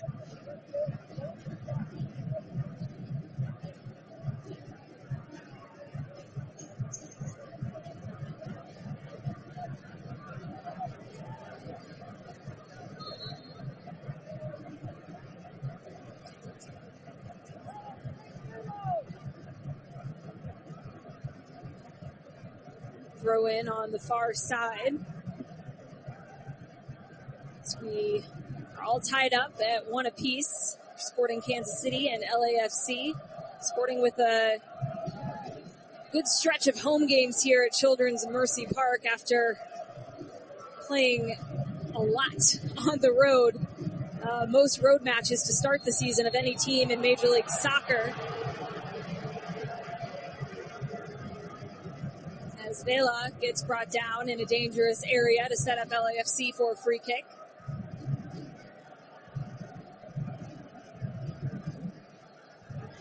See now at this moment of the game, Carlos Vela just slowing things down on that throw-in. Right here, slowing everything down, just taking a breath like you do on the road. But here we're in the 69th, 70th minute. Everything is going to be slowed down if you're LAFC. You're still hanging on to this point. And exactly, a point would be an excellent result for them after their recent struggles, just looking to build back up piece by piece. Vela standing over the ball. Vela dribbling forward, and he will send that one long and high into the supporters stand, unable to make much of that one there in his combination with Bogusz. It's a little surprising after getting a goal off of a cross and getting that one disallowed from Aaron Long, that they didn't decide, hey, I'm going to still whip this ball in the box. Yeah, it's an excellent point.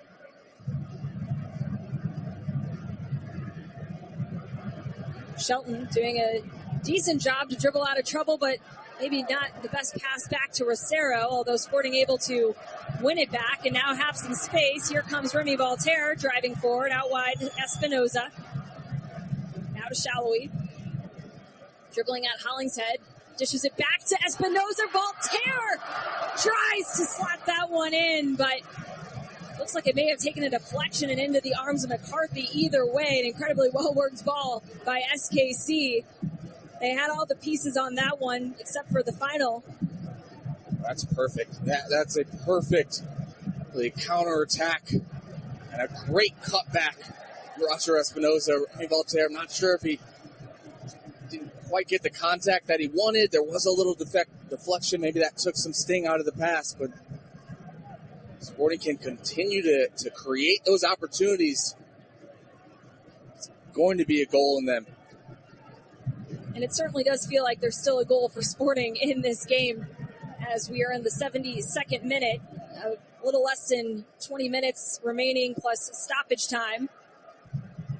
And a chance to earn a fifth straight win here at Children's Mercy Park. This place has been a fortress in recent weeks as Vela will get called for the foul on Polito.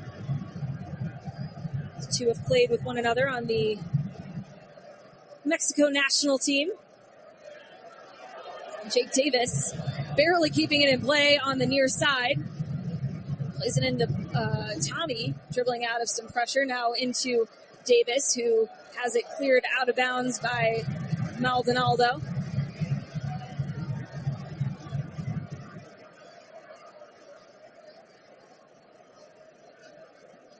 LAFC still with just very few shots in this game, 3 to be exact, compared to Sporting's 14 on the night.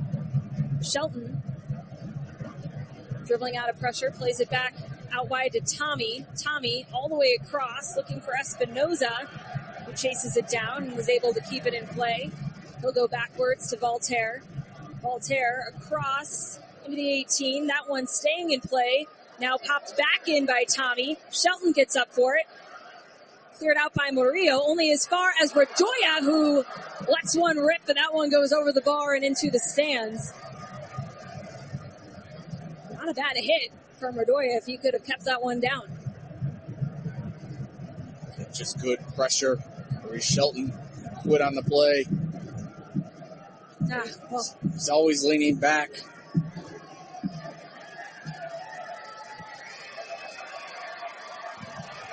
Oh, Castellanos started to hit that goal kick one time, but hit it off of Bogusz. And that one now all the way back to McIntosh.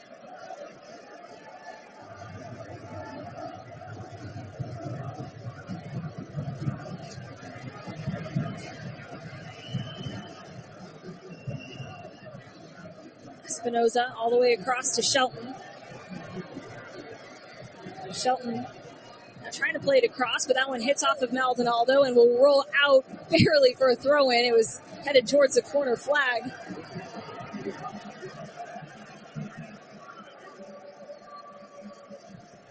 Jake Davis playing it across. A little too much on that one. Chased down by Shallowy, who's able to keep it in play. Well Knocks done. it back to Espinoza. Into Voltaire. Sporting have been bringing the pressure here in the last few minutes. Looking for a possible game winner, if not more. Jake Davis across, but that one too much into the path of McCarthy, who comes out for it. Polito was running in on goal, and McCarthy will slow things down.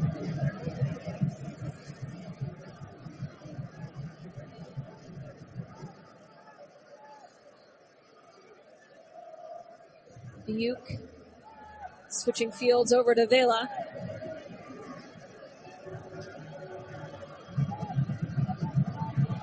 Hollingshead tracked down nicely by Espinoza, who's subbed in at left back for Tim Leibold. Not his typical position. You'll usually find him in the midfield. But we've got an exciting moment happening here at Children's Mercy Park as Johnny Russell makes his return and gets a standing ovation from the crowd after missing the last few weeks with a hamstring injury.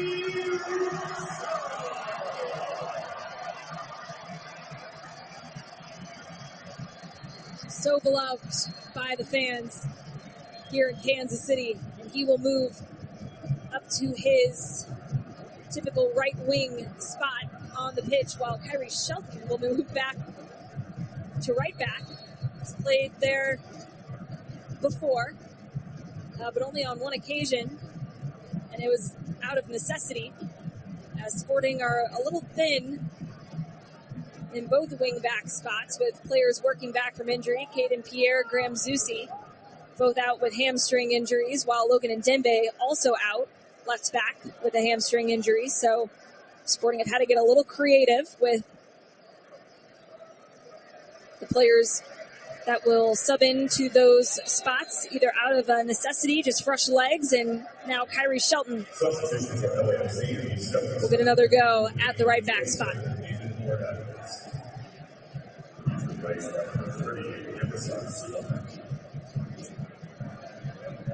As Yikisen Suba, who's playing on a short-term loan for LAFC, will now make his debut for Nathan Ordaz up top. Plays with LAFC 2 and 10 appearances, 6 starts, 1 goal, 621 minutes played for LAFC's second team. Kyrie Shelton under some pressure by Stipe Biuk, who will get called for the foul.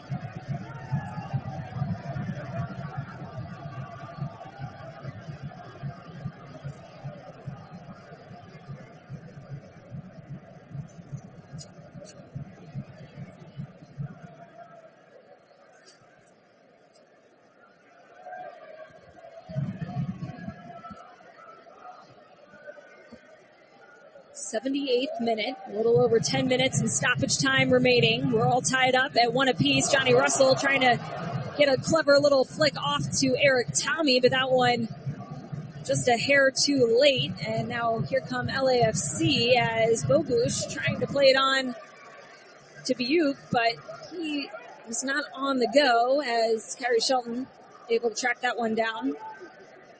This looks like some heavy legs from LAFC right there. She really liked the substitution.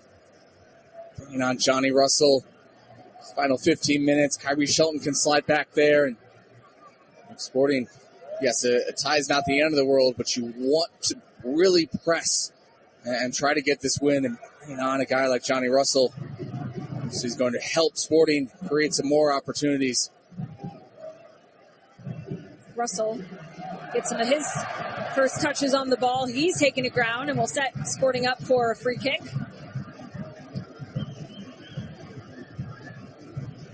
Kyrie Shelton telling us this week on the Sporting Kansas City show, which you can listen to on Sports Radio 810, that he doesn't necessarily prefer to play it right back, but team player will do anything that is asked of him and needed of him.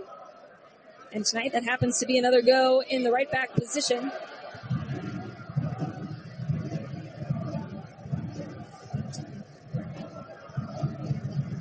As it has been a fantastic crowd here tonight at Children's Mercy Park. And if you are a college student that's ever been interested in maybe checking out a game from the Cauldron, from the supporter section, well, then you are in luck, because you can check out the Sporting U-Pass, which allows college students to experience an SKC match in the supporter stand for just $15. Tickets are available for Sporting's next 3 home matches: next Saturday against Chicago, July 1st against Vancouver, and July 12th against Real Salt Lake. Tickets for this Sporting U-Pass sell out fast, so make sure to get yours now. Visit sportingkc.com/sporting-u-pass to buy your tickets now. LAFC will have a free kick from the far side. Carlos Vela, again, standing near this one, tried to have a go himself on the last free kick attempt. He'll dish it off to Bogusz, who will serve this one into the box, headed away by Rosero, who appeared to get a touch on it, and that one will roll out on the near side for a throw-in, which LAFC are in no rush to take, as Maldonado will walk over, plays it in.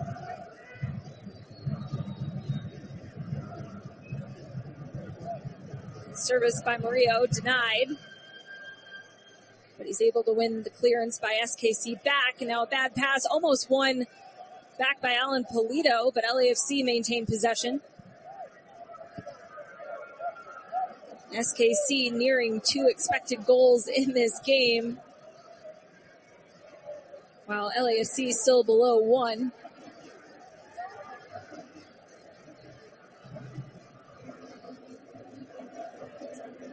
Hollingshead with a nice ball forward to Suba.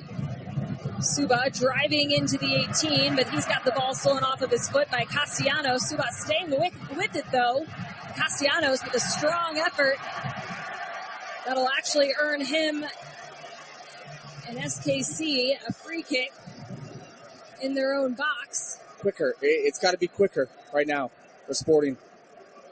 LAFC, they want to slow this game down. Yes, I know it's hot. It's probably easy for us to say that up here. But you got to get the ball down. Play fast.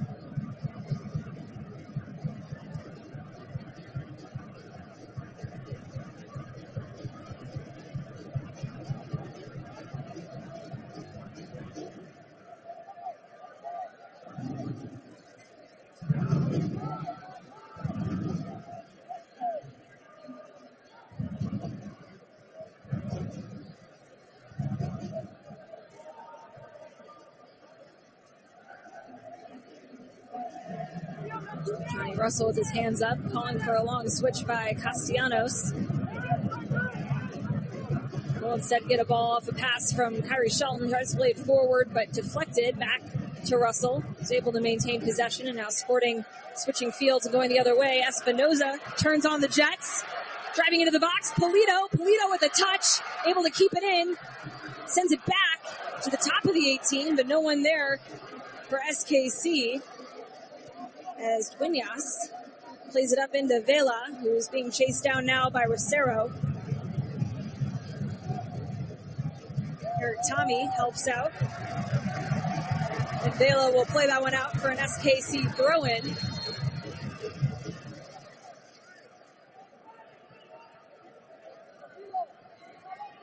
Good pressure, though, from Rosero. Not quitting. Carlos Velas had to go back and forth 3-4 different times. Rosero stayed with him every step of the way.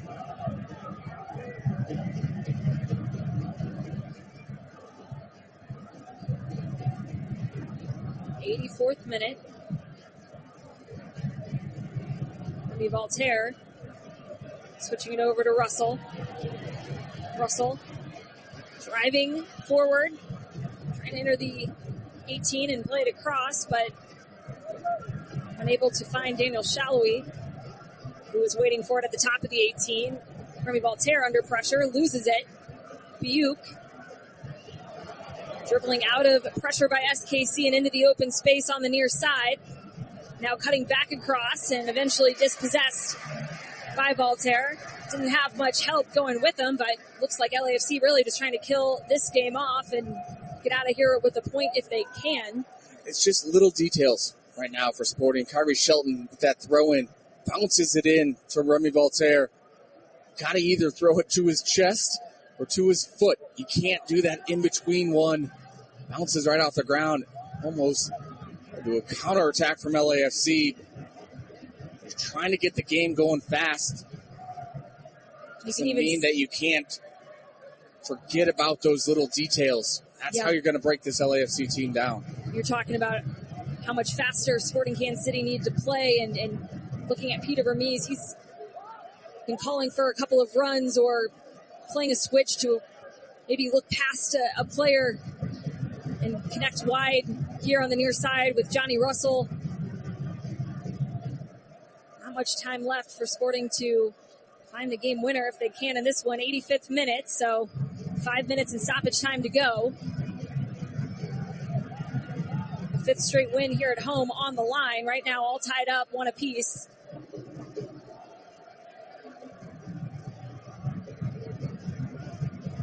And Voltaire now looking long with a switch over to Johnny Russell. Russell driving at Maldonado. Russell in the 18. Russell cuts it back and able to play it off of Maldonado for an SKC corner. This will be their 8th of the night. That's the ball, Allie. You got to switch it. You can't play everything local. It's too easy for LAFC to defend. You got to skip guys, open the game up, isolate Johnny Russell, isolate Daniel Shallowy. Yeah, connecting the dots was not opening up many chances, but here's one from the corner spot. Russell across, Shallowy, header, headed away by Long, only as far as Espinoza. Across to Voltaire. Voltaire with a heavy touch, loses it. Now ball played upfield to Suba, or Murillo rather, who was turning on the Jets, being tracked down by Voltaire. And Murillo down on the ground. He is either injured or has run out of some steam and just taking a second to recollect himself, but the LAFC training staff is out on the pitch giving him a look. Wasn't necessarily expecting the center back for LAFC to really sprint out of the gates like that. No, without seeing his number. So I saw the 3 and I just assumed there was an 8 next to it. It's not usually something that we're used to see. Rio out on the counter. He is a great defender though. Voltaire. I wonder if maybe he tweaked something just trying to extend, and looks like he took an awkward kind of landing with the contact from Voltaire. It's hard to really tell, but looks like he is in some pain. Marcos Santos, former, what was then Swope Park Rangers head coach, SKC2. Now, very good coach. He's done a really good job helping Steve Sharundolo and his staff. It's Sharundolo's first-time coach in the league. Last year couldn't have gone much better for LAFC. He was the first-year coach to win a MLS Cup and Supporters Shields, and is actually coaching in his 50th MLS match tonight. This is really an important stretch of games for him as a young coach. He's an excellent player in his own right. Now, this is really the first time that he's going to have to deal with some adversity. LAFC were so dominant really all of last season. It's easy to coach when things are going well. It's how do you react when you have a couple bad games in a row, or you got to rotate your roster. Well, his message this week was that they're not hitting the panic button just yet. He said this was to be expected with all the different competitions that LAFC were balancing, making it all the way to the final of the CONCACAF Champions League before losing to Club Leon, making it to the round of 16 in the U.S. Open Cup. And they're a couple games behind on regular season play as Murillo is able to check back into the game for LAFC. I think right now for Sporting, it's been like this. There's too many players in Sporting's own half behind the ball. You got to get some more numbers forward as you're chasing this game. Russell trying to play it in to Tommy, but misconnection is cleared upfield now by Long into Vela, who tries to send one with the outside of his foot through to Suba, and that was cut out by Castellanos. Harry Shelton winning it off of Buick. Back to McIntosh. Upfield and one back by Aaron Long, who sends it over to Vela, and Vela slots it home into the corner. No offside flag raised, and LAFC appear to have found what could be the game winner in the late minutes of this game. An absolutely shocking turn of events as we'll get another look at this one here on the replay for those of us watching with us on MLS Season Pass, but oh my word, Jacob. Kyrie Shelton keeps him onside. It's a good goal. Linesman got that one right. Shocking against the run of play. Wow. Alan Polito doesn't challenge Aaron Long enough. Long just is winning this ball. Carlos Vela, one-on-one. Kendall McIntosh, he slots it home. It's the right decision. I think everybody was shocked. Sporting players, LAFC players didn't even think that it was real. Carlos Vela, though, doesn't care, slots that one home, and the stadium is shocked right now.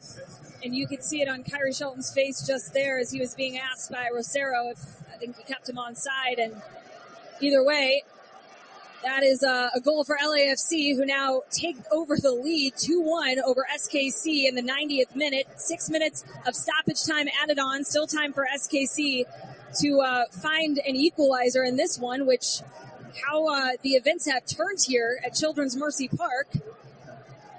Carlos Vela, who subbed in at the start of the second half, the one to put LAFC up. His 5th goal of the season, and Sporting Kansas City now as we enter stoppage time, and we're in the 92nd minute, will try to salvage a point here at home after getting out to an early lead in the 17th minute. And just absolutely frustrating and shocking, really, for an SKC side that looked to have the second goal coming very soon after all the pressure they had been applying. Now LAFC will slow this game down even more than they already were.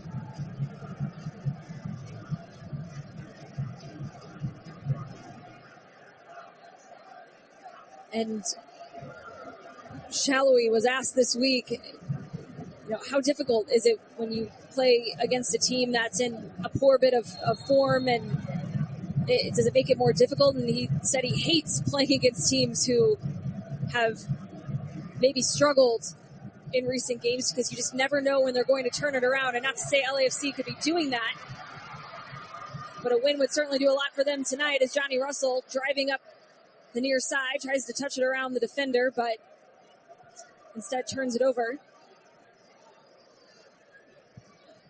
Sporting Kansas City winning it back on the near side. Redoya and Tommy combining for that one. Now Voltaire switching fields over to Espinoza. Tries to turn out of some pressure by Hollingshead. Goes to ground. No foul. Ball cleared away and chased down by Voltaire, who plays it back to Castellanos. Into Redoya. Now Rosero out wide to Shelton. Sporting Kansas City. Every player in LAFC's half winning a throw-in on the near side. Russell into Shelton. Shelton immediately shut down by Long, but Shelton stays with it. Long is on the ground. Ball played into Polito. Polito under pressure. Across. Espinoza coming for it. Now Redoya.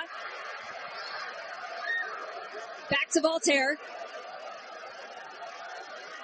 Now another player down as Long's back on his feet. Ball played across. Header in the back of the net.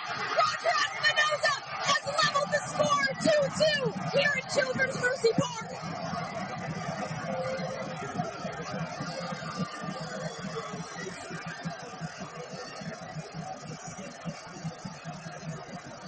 LAFC looked to be asking for a call, but Sporting Kansas City sticking with it and get the reward. Really, Kyrie Shelton wins this ball off of Aaron Long. A great little pass in for Ala Polito. Just keeps this one alive. Roger Espinoza gets there first. No foul there. Patience from Sporting here. To back out to Redoya. Great move. Ships it in. Roger Espinoza on the spot. Slots that one past McCarthy. Tie this game up in a shocking turn of events here. These last 5 minutes. Sporting Kansas City tie this one up late in stoppage time.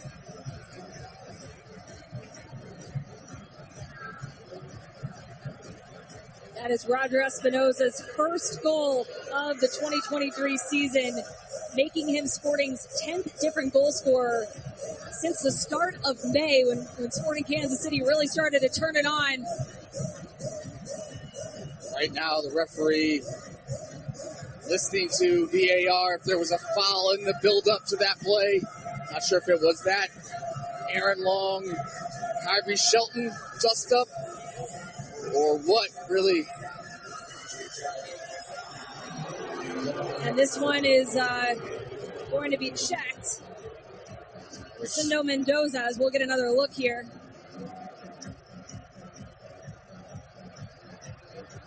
There's two coming together right there. And it looked accidental on the part of Kyrie Shelton, who was just trying to swing his leg around and make contact with the ball. I mean, there's contact. There's certainly contact, but is that enough to call a foul? I mean, for me, no. See, the VAR official saw enough in that. Call the referee over and take a look, and this is going to be an interesting one. Shelton, I mean, definitely there is some contact, but he kind of nicks the ball on his way through. It's his follow through.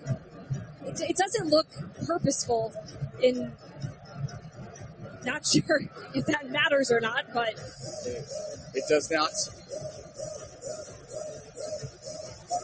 This is a big call right now from the referee. It would really just be unfortunate for Shelton to have kept player on side. Wow. And that one will be called back for a foul on Kyrie Shelton, and that will send the ball just outside the penalty area or just at the edge of the penalty area for a free kick for LAFC and a decisive moment in this game. And Jacob, I can't help but think back to Daniel Shallowy not getting a penalty shout earlier in this game. It's embarrassing that they call this and they don't call that. It is. These referees should be embarrassed for that decision. We're in the 98th minute now. Surely more time in this one, given the VAR decision, but LAFC with a dangerous chance in the box. Eventually won back and cleared away by Sporting, but only as far as Vela, who will slow things down and try to kill off this game. Sporting with a throw-in now on the far side.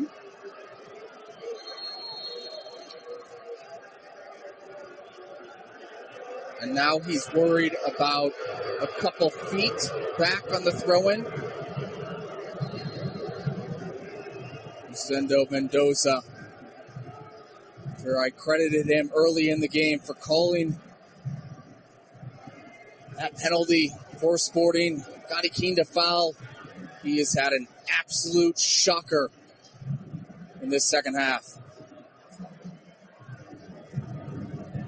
Sporting Kansas City still marching up the field. Espinoza with a long switch now over to Johnny Russell. Can Sporting try and find a game winner again? Do they have time? Russell will earn a free kick for Sporting Kansas City. And this could be one of the final chances for them to draw level again in this game. This might be the last kick, too. Given 6 minutes, of course, the VAR took a good chunk of that. Right now, Sporting, if they want to get anything out of this game. Russell, service and header, Rosero, but over the bar, and what a chance for Sporting Kansas City.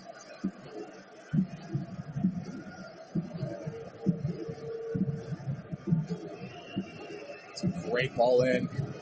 Johnny Russell. Rosero, a free header. Just a little bit too high for him. Can't get the contact down on goal. It's probably going to do it.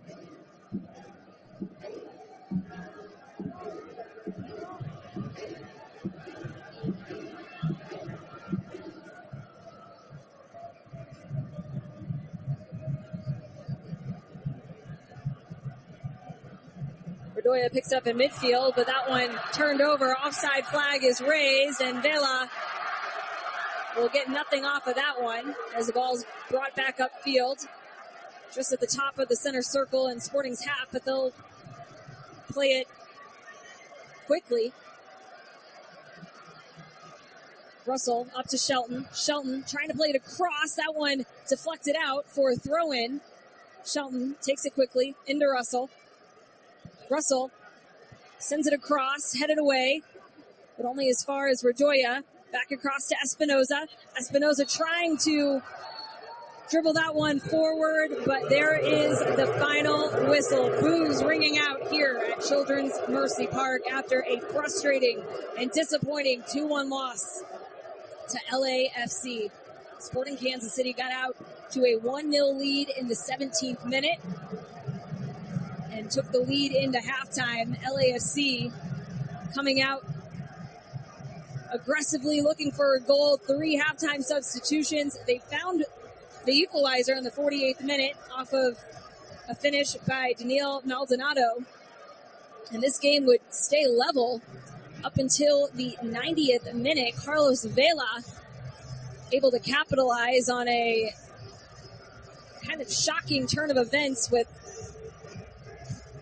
a clearance upfield by Kendall McIntosh being headed forward by Aaron Long, and not a good defensive organization moment for SKC as Kyrie Shelton kept Vela onside. He finished it to put LAFC up 2-1, and then just a few minutes later in the 94th minute, in the 4th minute of stoppage time, Sporting Kansas City able to pull one back off of a header by Roger Espinoza, but that one was called back on a foul that was deemed by VAR to have been made on Aaron Long by Kyrie Shelton in the build-up, and that would overturn the goal, and Sporting Kansas City falling 2-1 to LAFC and snapping their unbeaten streak here at home. Jacob, we touched on some of our frustrations with some of the officiating, particularly in the second half, but you never want the refereeing to feel like it's the story of the game, and whether that's the right call or not on Kyrie Shelton, I don't know. Just what do you make of the way that this one panned out? Look, the refereeing was terrible. It was terrible, and I'm sure that Peter Vermees is going to have a thing or two to say, and some of these players as well, because that's just straight up not good enough. And that's the last thing that I'll say about that refereeing crew. Sporting, really, it came down to that 5-minute spell to start the second half, because I don't know how Sporting did not win this game. They were by far the better team throughout all 90 minutes of this game. Dominated possession, dominated shots, 16-6, 7 shots on goal, complete territorial dominance. Most of this game was played in LAFC's half. Expected goals, Sporting were at 2, LAFC were at 1, and really all of that in that fluky Carlos Vela goal. But I'm shocked. I honestly don't know what to say, because Sporting deserved 3 points out of this, and they were the better team. Their performance deserved 3 points, and they walk out of this with 0 at home. And look, credit to LAFC, young lineup. They just kind of hung around in the game long enough. Sporting had those not big chances in the first half, but kind of half chances, or that final pass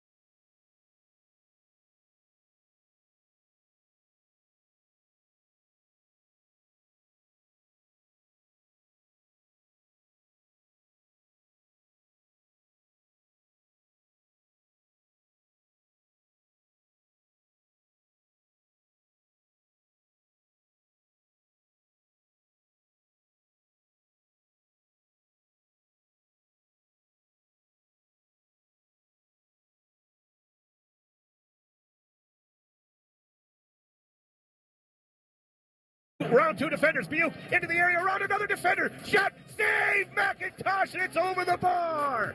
Oh, Buick lit up LA's offense right through the middle, but Sporting KC's Kendall McIntosh with a brilliant save. Oh, what a move by Stipe. Around two defenders. Got the shot away, but McIntosh closed down the angle. Stipe Buick lightning quick here at the start, but McIntosh got down brilliantly. Corner kick LAFC. That one kind of felt like a stomach punch for LAFC. You thought they were going to get a goal there with Stipe making such a great play, but Kendall McIntosh came up huge. And why doesn't that always happen? It's a stomach punch. Then all of a sudden, Sporting Kansas City gets on the front foot. They draw a penalty. Gadi Kinda draws a penalty from Danilo Maldonado, and Alan Pulido steps up in the 17th minute. Alan Pulido's going to step up for the PK here. Referee sets everybody. The right foot of Pulido. Approaches, shoots, goal! McCarthy got a little bit of a touch, but he couldn't keep it out of the net. It's 1-0, Sporting Kansas City. McCarthy dove right. It was a very good PK, though, and I don't think there was anything a keeper was going to be able to do to keep that out of the net. 1-0, Sporting Kansas City. And boy, oh boy, that hurts. Later in the first half, Eric Tommy with an attempt in the 37th minute that maybe should have made it 2-0. Breaking lines and trying to turn right around midfield. Leibel off to Shalloway. Back into the corner to Leibel. Towards the end line. Leibel sets the cross into the middle. Long wins the header. Top of the area. Taken out of the air, but the shot is scuffed. And it bounces in front of McCarthy, and both hands are on it for John. Eric Tommy didn't get all of that one. Saved by McCarthy in the 37th minute. Good effort there by Sporting to get down the pitch again. Tommy got that header out of the air by Aaron Long, knocked it into the ground, but it really took the sting out of it, and he didn't hit it well, and McCarthy settled it all the way. It did bounce right in front of John. Tough play, but McCarthy made it easily. So we get to the halftime, 1-0 Sporting Kansas City. LAFC make 3 changes at the break. Jesus Murillo, Ryan Hollingshead, and Carlos Vela came in, and boy, did it really pay immediate dividends. 48th minute. First goal for the black and gold from Danilo Maldonado. Sends it out to the left side here, waiting for it. At the corner of the 18 is Bogut. Dragging it to the end line, now cutting it back to his right foot, chipping it into the middle. Header and goal! Danilo Maldonado is tied it at 1, and what a play for LAFC! The scoreless streak is over, and more importantly, this game is tied at 1. Danilo with his first goal for the black and gold.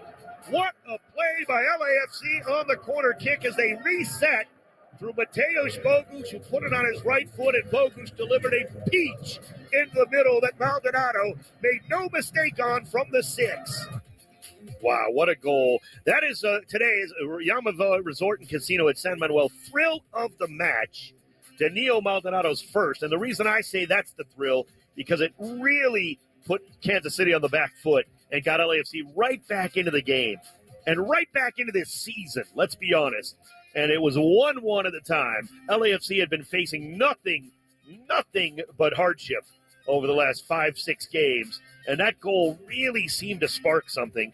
Now, coming up a few minutes later, a good effort from Daniel Shalloway, though, forced John McCarthy into action. To Shalloway. Voltaire's waiting for it in the middle. Shalloway still on the football. Leibel's out wide. Instead, he goes to the edge of the area to Pulido. Back to Shalloway, making the run in the area. Shot, save McCarthy. And it's cleared away at the 6. They want the foul on Ryan Hollingshead for grabbing Shalloway, but he got the shot away. Morning's still on it. They're going to give a replay of it here. I mean, Hollingshead had his arm. He wasn't pulling it, really. They were still running. And they, oh, boy. It kept getting more and more strange throughout this second half. Mateusz Bogusz with an attempt in the 64th minute.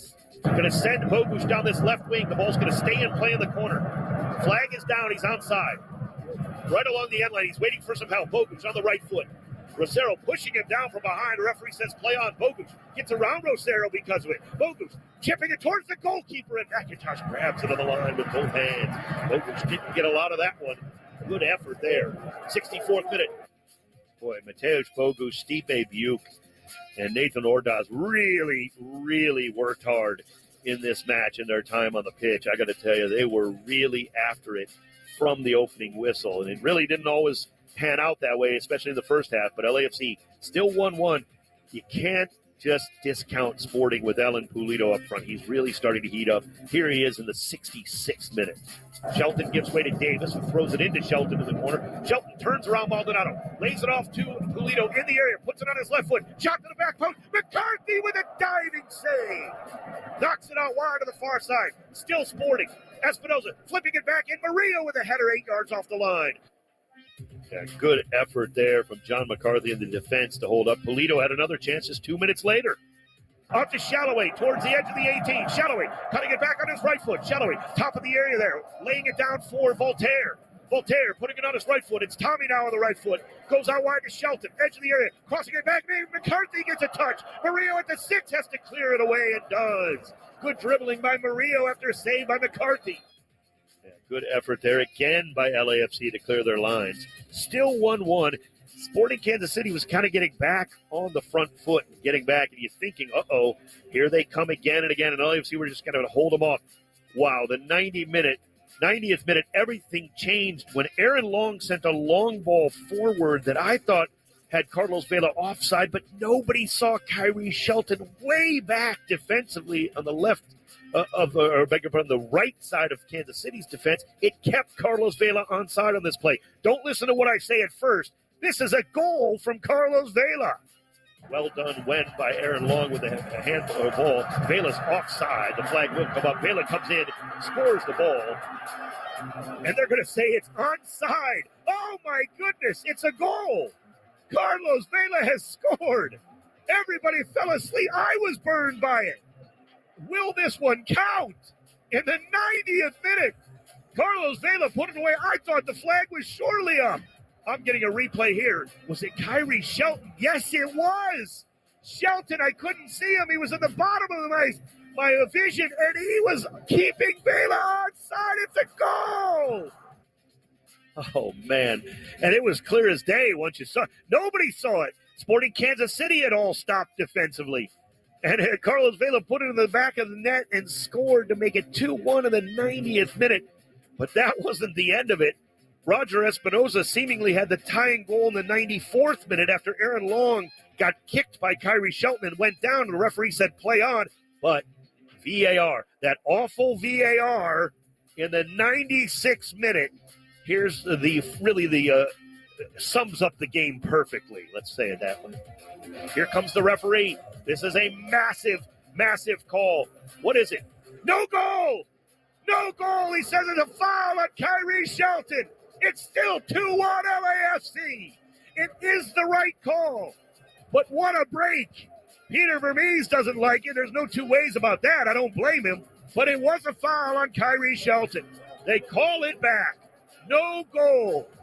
So LAFC with a free kick in the corner on the near side. And, in fairness, many of the Sporting Kansas City players, including Kyrie Shelton, are not complaining much. I got to give them credit. I think they kind of know. Yeah, it kind of like they kind of saw the replay and realized, okay, yeah, that was a foul. So VAR does come through there to reverse what was a bad call by the referee's crew. LAFC 2, Sporting Kansas City 1, and you just got to take a breath and take a break, and we'll actually do that right now here. Coming up, we'll bring you the Game Changer, powered by Valvoline Instant Oil Change, on the Black and Gold postgame show presented by Heineken here on ESPN LA.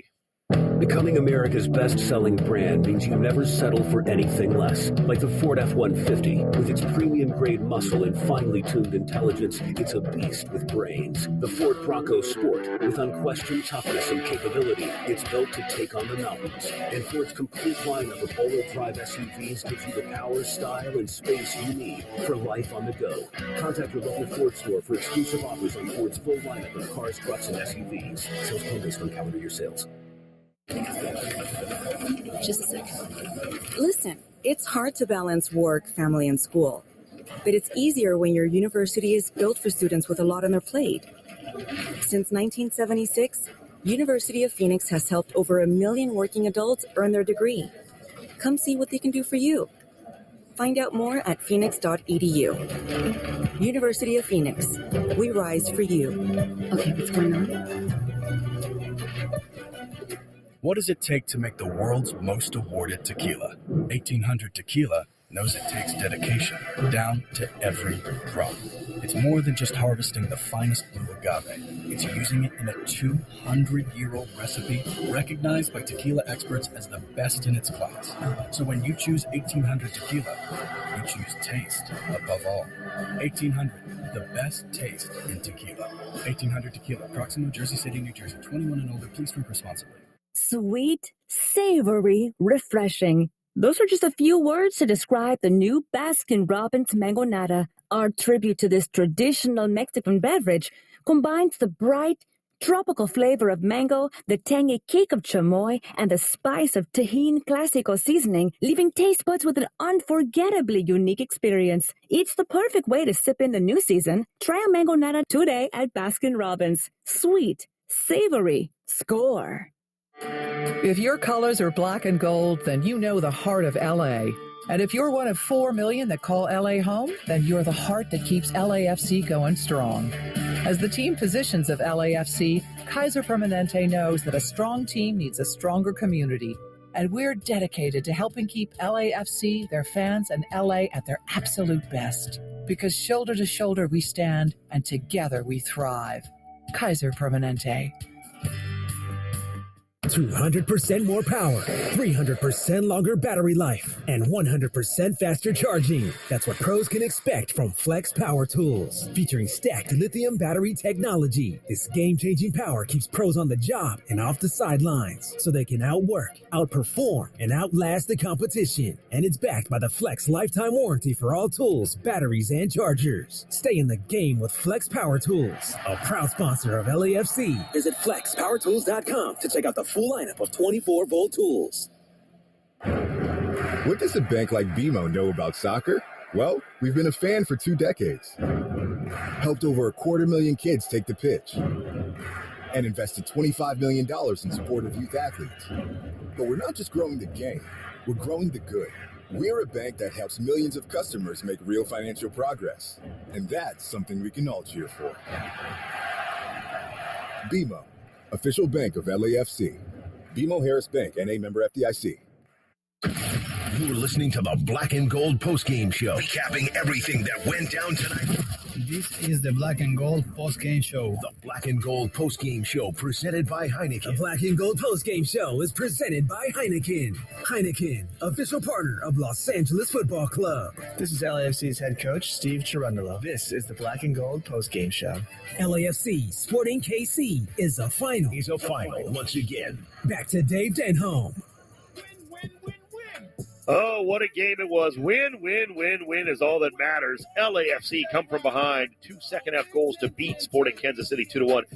And in time for the Valvoline Instant Oil Change game changer, it was Carlos Vela among the subs who all helped out at halftime to change the match. Vela getting the winner in the 90th minute.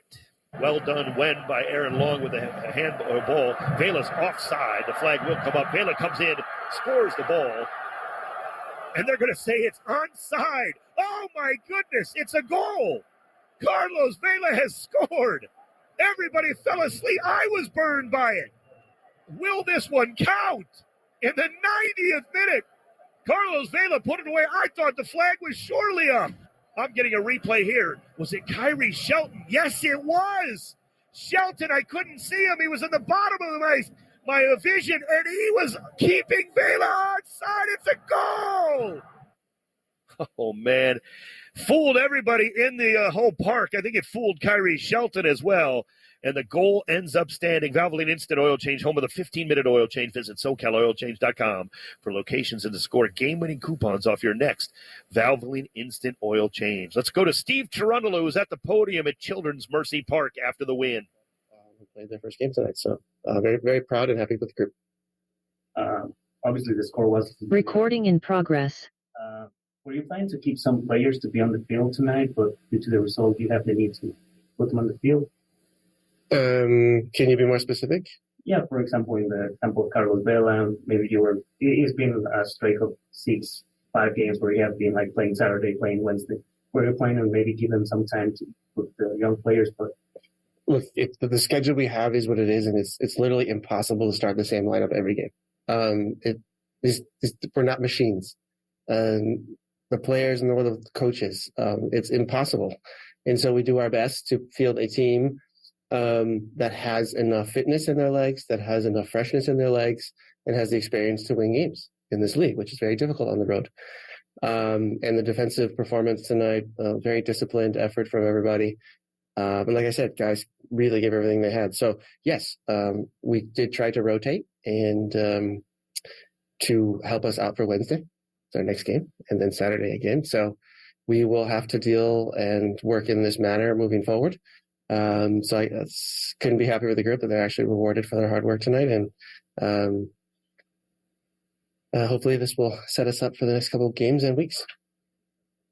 Would you say a heavy schedule played a role into deciding to give Gaines and Ordaz the first start as well, calling up Suba and Jaime to the roster for tonight? Yes. And what have you seen of their performances thus far? Well, for us to call upon them speaks for them and their development. They are progressing, and our academy coaches and our training and our second team with Enrique Duran have done an amazing job with these guys to get them ready for moments like this. And when we call on them, they're ready to go. I think our alignment in the club is top to bottom. Everybody is playing the same way and learning the same principles and habits, which makes it very easy for me to throw guys in because I know exactly what to do. That is manager Steve Cherundolo talking to the media after the 2-1 win. LAFC come back in the second half, trailing 1-0 at the break, and win 2-1 at Children's Mercy Park. Their third win on the road this season. And LAFC are tied with St. Louis on points on the West. Now, technically, St. Louis have the tiebreaker right now as wins.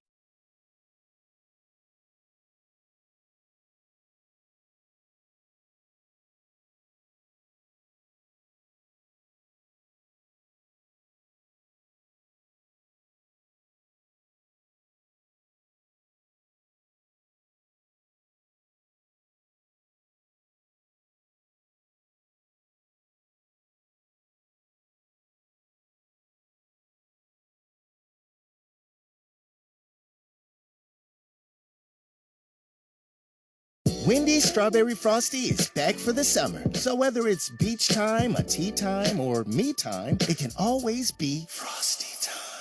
Choose Wendy's Strawberry Frosty today. Now open till midnight or later. Limited time only. Participating U.S. Wendy's. Hours may vary. Craving a mealtime vacation? Let Taco John's Mango Shrimp Street Tacos whisk you away to a land of tropical flavor. With crispy fried shrimp and freshly made mango salsa, your taste buds will never want to go home. Free for $6 Mango Shrimp Street Tacos, only at Taco John's. If money talked, it would say, Taco John's valuist menu means bold bites to keep you and your wallet full. Premium ingredients like hand-cut sirloin steak, crispy fried chicken, and fresh pico starting at $1, $2, or $3. Sounds like a delicious deal. The valuist menu at Taco John's. I'm Andrea, founder of a boutique handbag brand, Andy, and this is why I switched to Shopify. I tried 3 other platforms prior to Shopify, and I remember my breaking point was when I would try to make one little change and my entire site would go down. Shopify made it really easy for me to shift everything over and hit the ground running. I was easily able to migrate my products and all of my customer information over. With the drag and drop theme editor, we don't need to hire a developer to do any coding. What's amazing is that each theme is automatically optimized on mobile. It's incredible. It looks even better on the phone. We really like adventure. We would not be able to go on the road without a platform that we can rely on. What are you waiting for? Start your free trial with Shopify today. From templates that make site design simple to customizations that let you grow at your pace, this is your possibility powered by Shopify. Get a $1 per month trial period at shopify.com/music23. Go to shopify.com/music23 to take your business to the next level today. A.O. Smith is your local Middle Tennessee water heating and water filtration expert. They enjoy getting involved with local community events such as Titans football, and nationally is the presenting sponsor of the prestigious Johnny Unitas Golden Arm Award every year. Most importantly, A.O. Smith takes pride in always being there for your needs at your home or business. When you need a water heater or water filter, think A.O. Smith and contact us today. To find a local professional installer, visit hotwater.com. That's hotwater.com. Hi, this is Paul Winkler. Are you searching for a podcast on money, investing, and financial planning that's actually run by degreed financial planners and isn't driven by the sales process? Then check out the Investor Coaching Show podcast. On a recent podcast, we talked about the stages of retirement and the things you might expect out of the longest vacation you'll probably ever take in your life. Go to paulwinkler.com/podcast or search for The Investor Coaching Show wherever you get your podcasts. The Investor Coaching Show. Craving a mealtime vacation? Let Taco John's Mango Shrimp Street Tacos whisk you away to a land of tropical flavor. With crispy fried shrimp and freshly made mango salsa, your taste buds will never want to go home. Free for $6 Mango Shrimp Street Tacos, only at Taco John's. If money talked, it would say, Taco John's value-list menu means bold bites to keep you and your wallet full. Premium ingredients like hand-cut sirloin steak, crispy fried chicken, and fresh pico starting at $1, $2, or $3. Sounds like a delicious deal. The value-list menu at Taco John's. I'm Andrea, founder of a boutique handbag brand, Andy, and this is why I switched to Shopify. I tried 3 other platforms prior to Shopify, and I remember my breaking point was when I would try to make one little change and my entire site would go down. Shopify made it really easy for me to shift everything over and hit the ground running. I was easily able to migrate my products and all of my customer information over. With the drag and drop theme editor, we don't need to hire a developer to do any coding. What's amazing is that each theme is automatically optimized on mobile. It's incredible. It looks even better on the phone. We really like adventure. We would not be able to go on the road without a platform that we can rely on. What are you waiting for? Start your free trial with Shopify today. From templates that make site design simple to customizations that let you grow at your pace, this is your possibility powered by Shopify. Get a $1 per month trial period at shopify.com/music23. Go to shopify.com/music23 to take your business to the next level today. From the Superbook.com studio, WGFX Gallatin, Nashville. A Cumulus media station. Your flagship for Titans Radio. 104.5 The Zone.